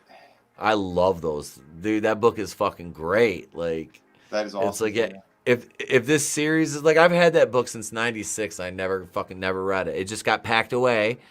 And I was like, I unpacked it. I was like, oh shit. I was like, I have this book. You know, and that was at the old house. And then it got packed up again. And it was like, I never, and then Trey was like, will you read me this? I'm like, absolutely, bud. Let's read that at bedtime. So that's why it takes so long, because I'll read until he falls asleep, and then I'll go back and we'll reread. The next time I tuck him in, I'll reread over some of the stuff so you don't miss anything. Yeah, that's great. Yeah, doing it right. You're doing it right. Look at this guy being a parent, all cool and shit. I try, and it is, man. It's fun. Like it is. It's fun. Mm-hmm. It's fun. Well, yeah. I mean, you can see the joy in his face. Like every time that he comes on camera and stuff too, and we're talking about some of the stuff, and like when he gets it or he remembers, or he's like, "Oh, Dad, how about this? Remember when you did that?" Like that's what you want. You want a kid who's going to be excited about this stuff, and that his mind's going to be in a creative place as well, because that's someone who's going to want to keep learning and reading, and and yeah, dude. Speaking of reading, dude, he is reading like. He's into those that Dav Pilkey that writes the Captain Underpants books.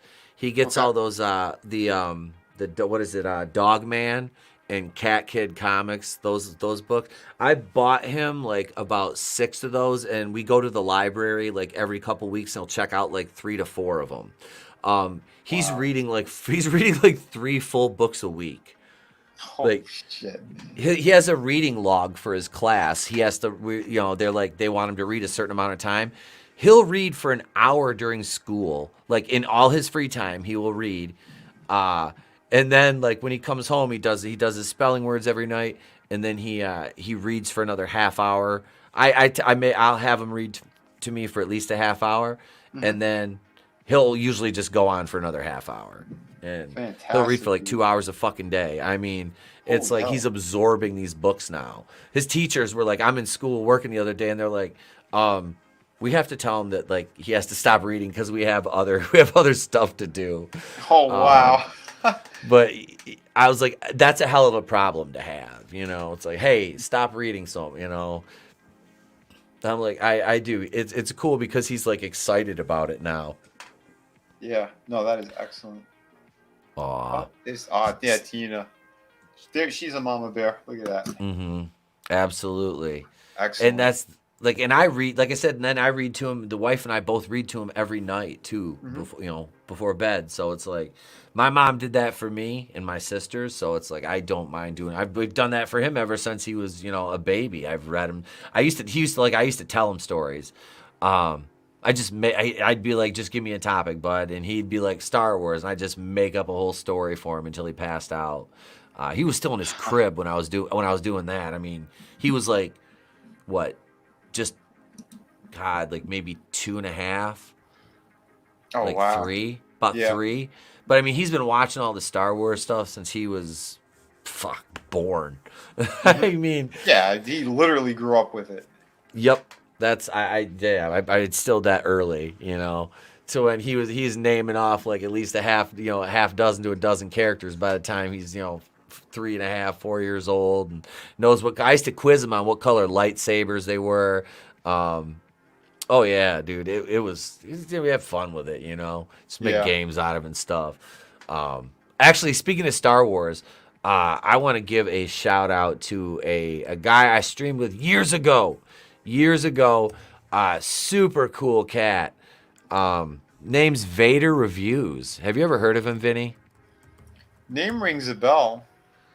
I'm not sure if you've seen any of his stuff though. Okay, so I'm gonna share this, right? Okay. This is his channel. 2,400 subs, almost up to 2,500. He does a Darth Vader gimmick. Like he's got the whole like he made. Great. Okay, so he just did a fan film. It came out in December. Mm-hmm. He worked on it for about 3 years. It was. Where's it at? Right here. Fallen Jedi. All right. Dude poured his fucking heart into this. Like him and his brothers worked on it, and it is. Yeah, he got a theatrical premiere. I mean, dude, yeah. So I was on a stream with him over on the Fandom Collective channel, and I was just like, he did the whole thing with the modulator, and then I talked to him off off camera, you know, we were backstage, and he turned it off, and his voice is so different. But we were talking about crap. like his Vader. I think he does a fucking amazing Darth Vader, because he's like, I had to study James Earl Jones' patterns of speaking and everything. Yeah. I got to check this guy's channel out. Yeah. I'll show a clip of it. I don't want to give too much away. Let me see if he's got a trailer, because it's on his channel right here. This is it. Fallen Jedi fan film. It's an hour and 9 minutes. Holy crap. Yeah, I really enjoyed it. Let's see if he. Oh, here it is right here. We'll show the trailer. His final trailer for it. All right. Here, let me cut this music here. Yeah, he. Like I said, man, I was very impressed with it. I thought it was solid as hell.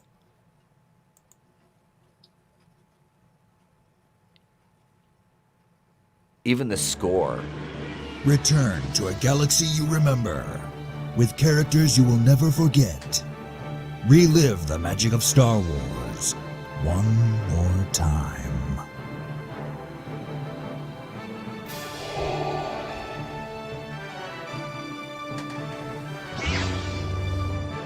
Star Wars Fallen Jedi.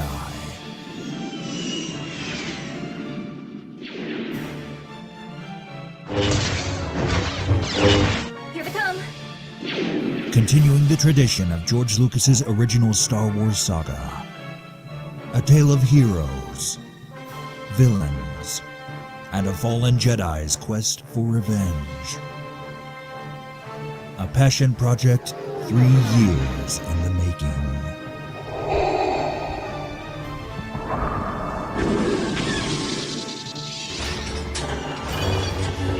Feel the Force this December. Star Wars Fallen Jedi. Dude, that is pretty awesome. Yeah, man. Good for him. Dude, and that's over an hour long. Yeah. Holy shit. Yeah, it was good. It was good. I honestly, I thought it was a little bit better. Like, it had more to it than the Star Wars Theory one did. Okay. Did you ever watch his? I think I seen that one. Yeah. His was okay. I've seen a few of them. The Darth Maul one I saw was fantastic. Whoever the hell did that? That was really good. I've never seen the Maul one. Yeah, it was like I guess it was before episode 1. It's okay. I guess where he kind of gets knighted pretty much.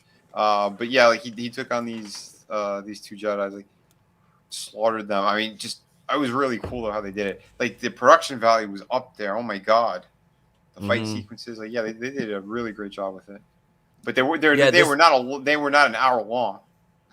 Okay. Yeah, this one, like you said, he worked on this for 3 years. They did the costumes. They did them all themselves. I think one of his brothers is a costume designer. Nice. I'll reach out to him and see if I can get him on the show one night, or we can get him to do an interview to come on. Yeah, because I just DM'd him earlier. He actually, I haven't used this Twitter account in forever. My personal one, I just don't use it, so I turned that into the show account, the backup anyway, until I get my other one fully restored. And he had tagged me in a tweet in December that his film finally came out, and I looked back, so I DM'd him today and just kind of left him, and I left him a nice comment on the video too. But yeah, man, I was happy as hell. Me and Trey watched it with me earlier. He loved it. Oh, that's great. I said, honestly, like watching it, and like Trey was like, well, he goes, Yoda looks kind of different. I'm like, well, I was like, they CGI Yoda now. Yoda used to be a puppet. I'm like, but the difference is when they made Yoda as a puppet in George Lucas's movies, they had a lot of money to make that puppet, buddy. I'm like, when you're making a fan film like this, you're not making any money on it. It's, you're spending money, because if you try to monetize it, you'll get sued. So I'm like, I thought the Yoda thing, it was a little off, but I thought I still, like, for a fan film, it was good. It was good. Mm-hmm. Even the ship scenes, in the effects, like we're good. Because they have like a couple, they got like 3 Naboo Star Cruisers, and they have like a dogfight with the TIE fighters and stuff. Thought that was pretty cool. You get some Star Destroyers, like I said. You see the ATST Scout Walker. You get to see one of those. A few little speeder bikes. You get the Arbiter, which is, I guess, like an EU type character that's with Palpatine in the end. That's a dude with the spikes on his face. Mm-hmm. Yeah, so, and he even said, he goes, yeah, because some people in the comments were like, was he supposed to be one of the characters that was with Palpatine in Return of the Jedi? He goes, well, kind of. He goes, but he's more of an EU guy. He goes, but that's why I went with the Arbiter. I'm like, oh, okay. Because I didn't know, I didn't know who it was, but he wanted to incorporate, a lot of that, those aspects. Yeah, for sure, man, for sure. Again, he's a true fan of what he was doing. I mean, no one else would be like pouring that much time and energy into something if you didn't like it. Mm-hmm. So yeah, he's gonna give the nods and stuff. That's a good thing, though. Let me get. I gotta get I didn't have a clip of him talking as Vader, because he does it in his regular videos too. Yeah, pull that up.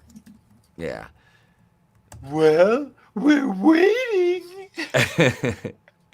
Let's see. We'll do this one. We'll do this one because this is him. The 65 movie review. So he's reviewing Kylo Ren. So Tim Talks will appear in the chat. Oh shit. Here he is. Now check this out. This is Vader Reviews. We are honored that you would join us. What do you get when you combine dinosaurs and sci-fi? The 1987 classic cartoon Dino Saucers, which ran for 65 episodes, of course.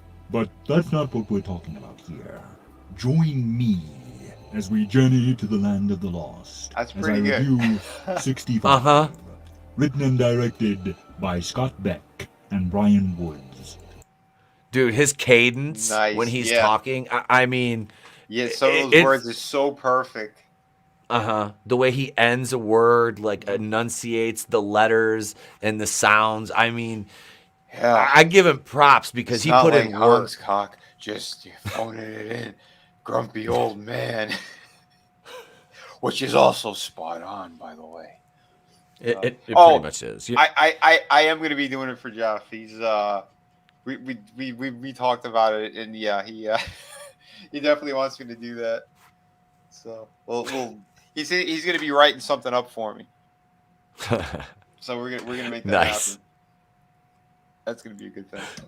Hell yeah, that's fucking awesome. Oh shit, yeah. You got Harrison Ford coming out of Gal Gadot here. My apologies for everyone. More nightmare fuel. Yeah, you picture Gal Gadot, and then you get Harrison Ford's voice. No! No! Let's listen to a little more of this. Released on March 10th, 2023 by Sony and Columbia Pictures, 65 was produced on a budget of $45 million. Roughly the same as your average rom-com. Proving you can make a good sci-fi thriller on a small budget if you try. The film stars Adam's spaceship driver as a pilot transporting passengers in cryosleep on a deep space mission.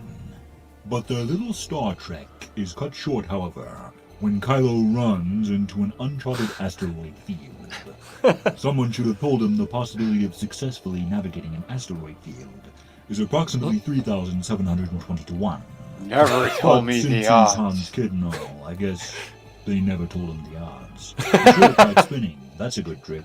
After crashing and burning harder than the sequel trilogy, Kylo and the only surviving passenger, a young girl named... That was good. Oh yeah, I forgot to tell you too. He's based. He's not a. That's he's even better. Yeah. Message this guy. See when we can have him on. Yeah. I absolutely, man. He's like I said, dude's really cool. I'm hoping I can get him on one night, get him come chill with us. He's super fucking cool. And like I said, I'll tell him too. I was like, man, you don't have to do the gimmick the whole time if you don't want to, you know. But I'm pretty sure he always does on his channel. You know, it's like, well then, dude, even better. Yeah, that was like I had. What's his name? Snowdub came on, and he was like, I can only do the puppet thing for so long. I'm like, dude, if you just don't want to do the puppet gimmick, that's fine too. You know, I mean, you have your camera off and just talk. That's fine. Right. You know, I'm like, I'm cool with that. Yeah, I've only done it, I think, twice where I stayed as in character for a whole stream.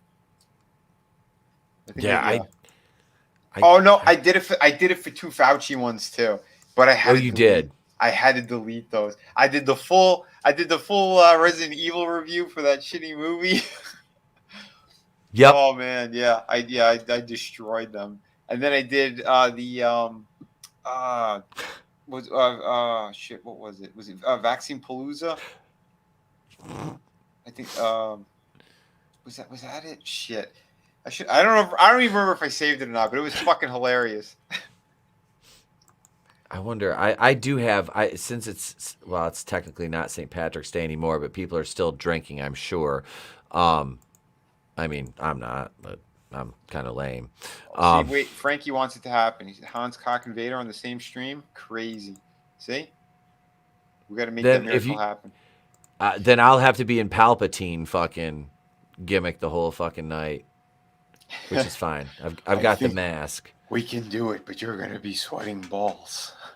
I will be. It'll be hard to understand me too, but it'll work. We'll make it work. Actually, I can do like a GIF now with my fucking OBS. Oh yeah, you could.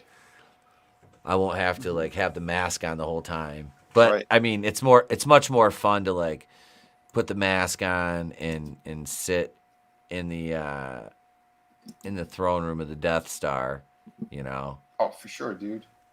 Everything is proceeding as I had foreseen. Oh yeah, I can actually. The rebels are on their way to the forest moon of Endor.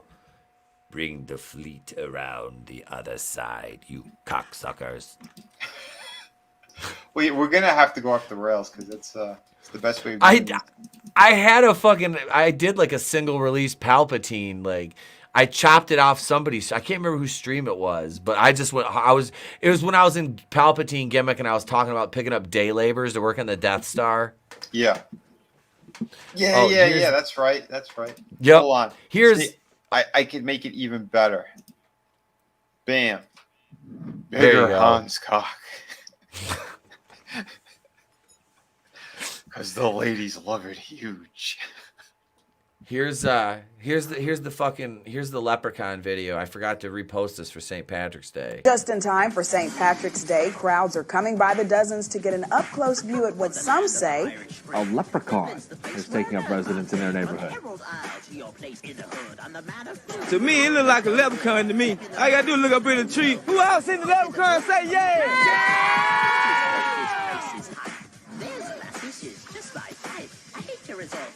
Eyewitnesses say the leprechaun only comes out at night. We're gonna party through the night until the dawn. Then you and I are gonna get it on. This amateur sketch resembles what many of you say the leprechaun looks like. Left in the hood, come to do no good. Left in the hood, come to do no good. Others find it hard to believe and have come up with their own theories and explanations for the image.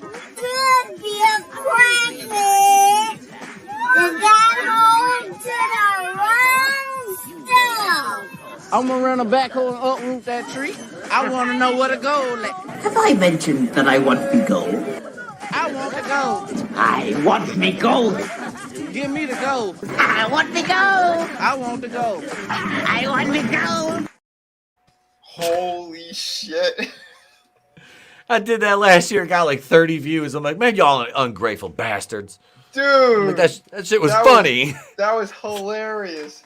Holy shit. You never seen the ghetto leprechaun? That was from Alabama.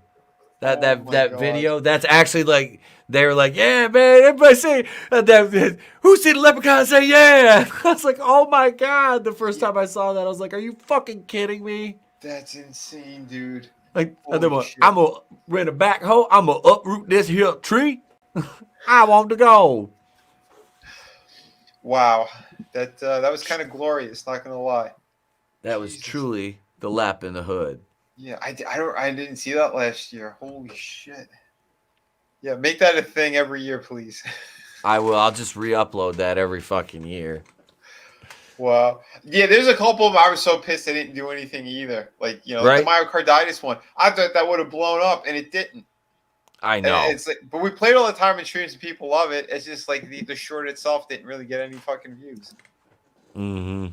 Crazy. See, I had ones like that too. Like my the one. Oh God, which one was it? The California one. I was like, man, I thought that one would have done way better. But the Ted Wick one's 1,200. The RoboCop's 885. The the Don't Believe Me, Just Watch with Corinne Jean Pierre. That was 1,200. I was like, that one. My best one though is the Fremont Street one. That's got like 8.9 thousand. Where I walked by that cop, I was like, damn, she's got a wagon. Nice. She was fucking hot. Even my wife was like, yeah, she's got a nice ass. See, even when the wife says it, that's a good thing. Mm-hmm. That also gives you a pass to look one more time. It did. It definitely did. There's been times where I was like, okay, I can stare. She's staring. All right. It's okay. you stare together. Right. As a fan. The wife was staring. She was like, she looked, and I was like, "What's wrong with you?" She goes, "Oh God!" I'm like, "What the fuck?" She started. Then I looked over. Then I looked over, and it was just a nightmare as Walt. And I'm like, "What the fuck?" No. Holy shit! Yeah. Man. So far, my biggest video to date, shorts wise, is it's almost 63,000. Nice. That's Tropic. Which Thunder. one was that? The Tropic Thunder one. Okay. Mm-hmm. I know. My best performing one's still the Pixar Moms. It's like 57,000. I'll never have another one that does any more than that, and I'm okay with that. Mm-hmm. I'm good with it. It's fine. The Pixar Moms with dump truck asses. Yeah, that was that was a classic. That thing was so fantastic.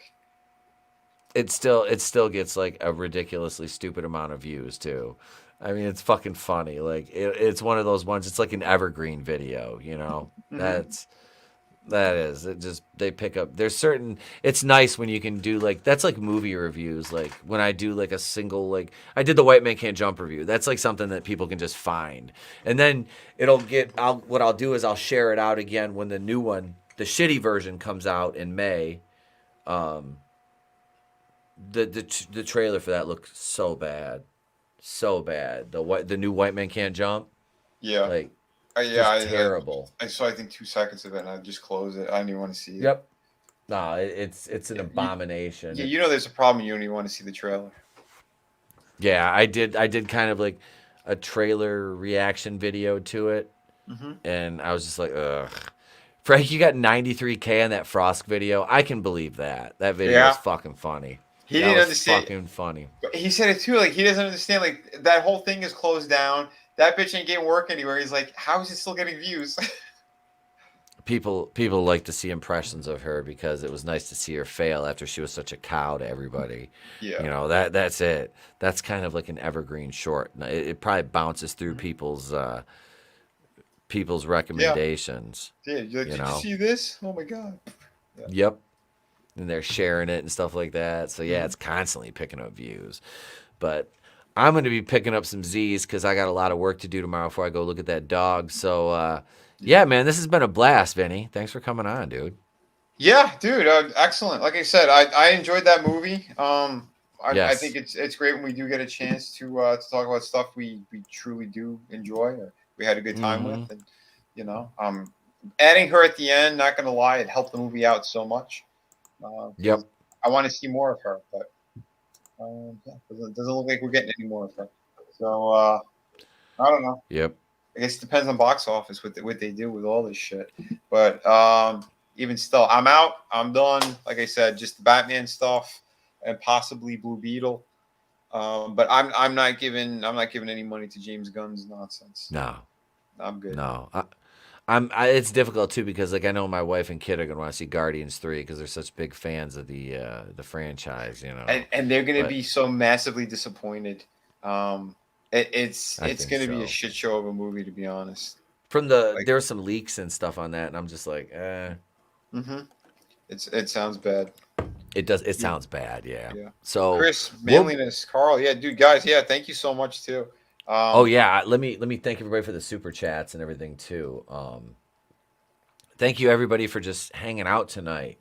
You guys, thank you Culture for dropping 20 fucking gift memberships and a $25 super chat, dude. Thank you. Excellent. I appreciate the hell out of it. We are at currently right now, let's see, hang on. 56 channel members. That is a record for us. Nice. So thank you. How do you pick up those memberships when they're given like that? You have to like claim them quick in the chat, and then I think what happens is if you had a channel membership before and there's not as many people in the chat as there are gift memberships, it gifts them to like your previous members. It renews them. Oh wow. Yeah. Yeah, and these gift memberships are at the Harvey Wakuian producer tier. So we've got. I'll redo the members video. I'll try to get it done for tomorrow night. If I can't tomorrow night, I'll have it done by Monday. Yes, that's a nice segue. We were talking about the box office for Shazam. We'll be talking about that box office on Monday night for Going In Raw. So that'll be fun. I hope it does well. I really do. There's Vinnie's links in the chat for the channel, and you can get all of his wonderful products off his Indiegogo links listed at the top right-hand side of the YouTube banner on his page. Yeah, and his link is in the description. Yeah, I was over on Jeff's channel on a couple days ago, and yeah, was it Wednesday? I think it was Wednesday. Yeah, it was Wednesday because I was like, oh great, I wanted to message him and be like, thanks for streaming over me, dick. Oh, he streamed over. Shit. I know. I was gonna bust it. He's got 176,000 subscribers. I was gonna bust his balls. Yeah, I picked up a couple sales over there, which was great. I'm 4 sales away from 800 sales on Through the Woods, and like 4 away from 600 on City of Venus. So see, look how beautiful that book is. Fantastic. This is fucking gorgeous. I mean, this is. We have less than 200 of those left, by the way. It's just it's so nice. If you want that big, beautiful book, that's a complete story in there. Signed by both me and Frankie. Yeah, you get an extra bookmark in there. Beautiful stuff. Beautiful stuff. Yes. High quality book. This is all you're going to see. That's all I'm going to give you right there is just that. That's it. So it's fucking good. gorgeous. This is beautiful. Yeah, like I said, when I was like, man, that's the only one of your books I don't have that one, and I got the Halloween one you sent for Trey. So, look at didn't I tell you he was going to show up? It's my boy. He's not my boy. I want to see your film though. I heard 65 is entertaining. We're gonna have to hop in my plane and fly over and check it out. It seems as your son has returned, Hans Cock. I'm a large Hans Cock tonight. Extra large. I took a blue pill. I would highly recommend that you patronize your local theater and watch this movie, as it is worth the watch. Tim's talk. Familia.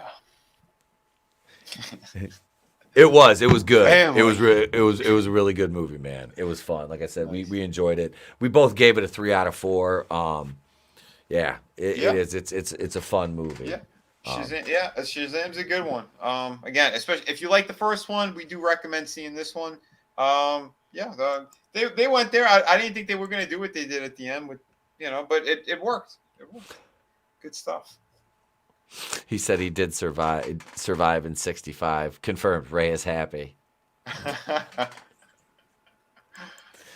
Yeah. The first. I enjoyed the first Shazam too, Tim. I did. I enjoyed it. And this one was right in line with that. So, yeah. Sorry, you're just joining us now at the end. I'm gonna have to get you on it. Tim's another. I got to bring him back on too. It's been a while since we got to stream together. But yeah, what I should do is I should get Vader reviews, you and Tim on. That way we have Kylo Ren, we have Darth Vader, we got Hans Koch, and we have the Emperor. We have Palpatine. Yeah, let's do it. It'll be a party. We're going to leave Luke out of it because Luke is now he's bi. We don't need that here, not in our universe. Yeah. Luke is Alphabet Mafia confirmed. He's no longer welcome on the dark side. I don't know what he's doing to his droids, but I don't like it. God damn it, I gotta do it. I mean, let's be honest. God damn it, my head's like a fucking Brillo pad. My hood's not going on easy. I mean, let's be honest. He died from doing the Force too hard. What kind of Olymprist bullshit is that? Nice writing, you round-headed fuck, Ryan. That was the stupidest thing I've ever seen in a freaking movie. It was truly bad. Like, why you ruined such a badass moment. Like he projected himself across the universe. It's like, oh, that's so cool. And then you see him like he's floating there. It's like, oh shit. And then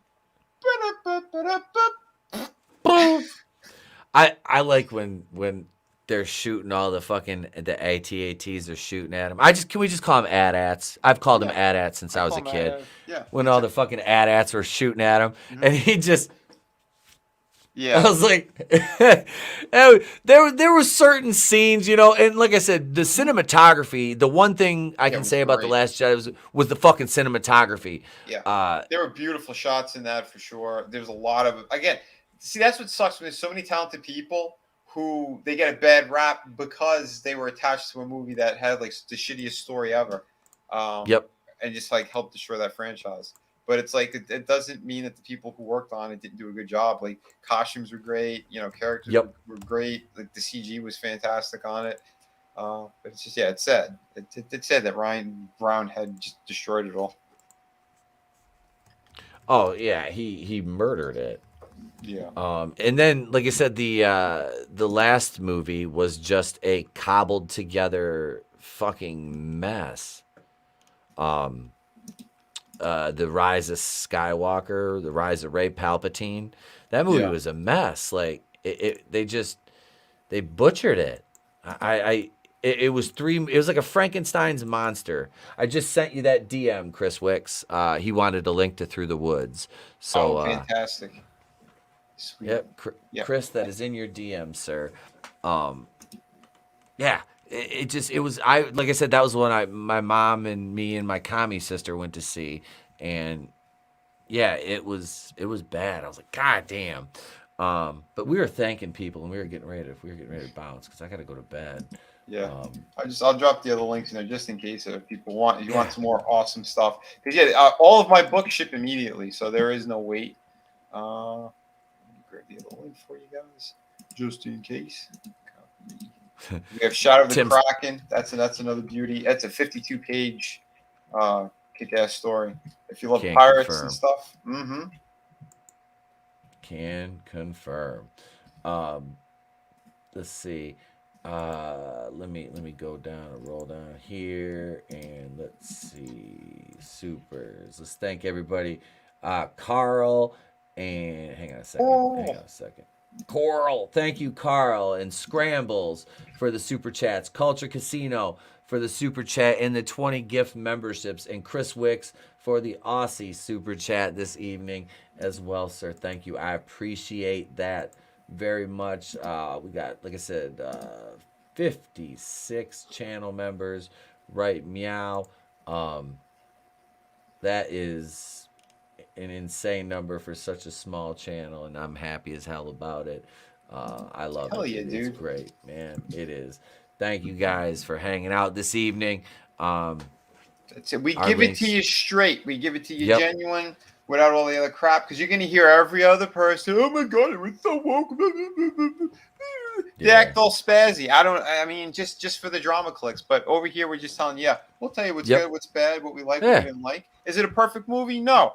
But is it more joyful and fun than being a shitty movie? Absolutely. Again, if you like the first one, you're gonna enjoy this one. It's a great sequel. And that's what gives it such high watermarks for me is it tries, and it doesn't cut off its nose despite its face as a movie. Right. You know what I mean? Like it doesn't insist upon itself like some movies do. This one was pretty wholesome. Like it really was. It's got a good overarching family, message, a familial bond, even if they're not your blood family, it's the family you have. And that's a good thing, especially today, where we get the deconstruction of the familial unit, the nuclear family. So yeah, it had a good message to it. Yeah, because the whole movie, like he basically wants to keep everyone together. That's the big thing. Like he finally found a great family, and he wants them all to kind of stay together, pretty much. So he's got abandonment issues and a bit of a control freak, but it works. It works for the story that they're telling, and like the first thing Etep said in the beginning, it has heart. Yep. That's probably the biggest and most awesome thing is it does have heart. Princess Leia. That's all you need to know. So with that being said, gang, I am going to send you out this evening on the Ted Wick short. So I'm Etep Okuyan from the Place to Be Reviews. Me and Vinnie been here with all of yous, even the two Utes. If we don't see you, have a great day, a pleasant tomorrow. We'll catch you on Saturday night's main event tomorrow, 9:15 Eastern, right back here. Hey, Bill? Dude, are you sure we should be doing this? I have a feeling things are about to change in a most outstanding way. Ted! Well, I'm Luke Bill, and you're not my father. No! Come on! Beat you out of this. Hey! Totally conquered you, dude! No way! Come on! Ah! I'll never rule the universe with you! Oh!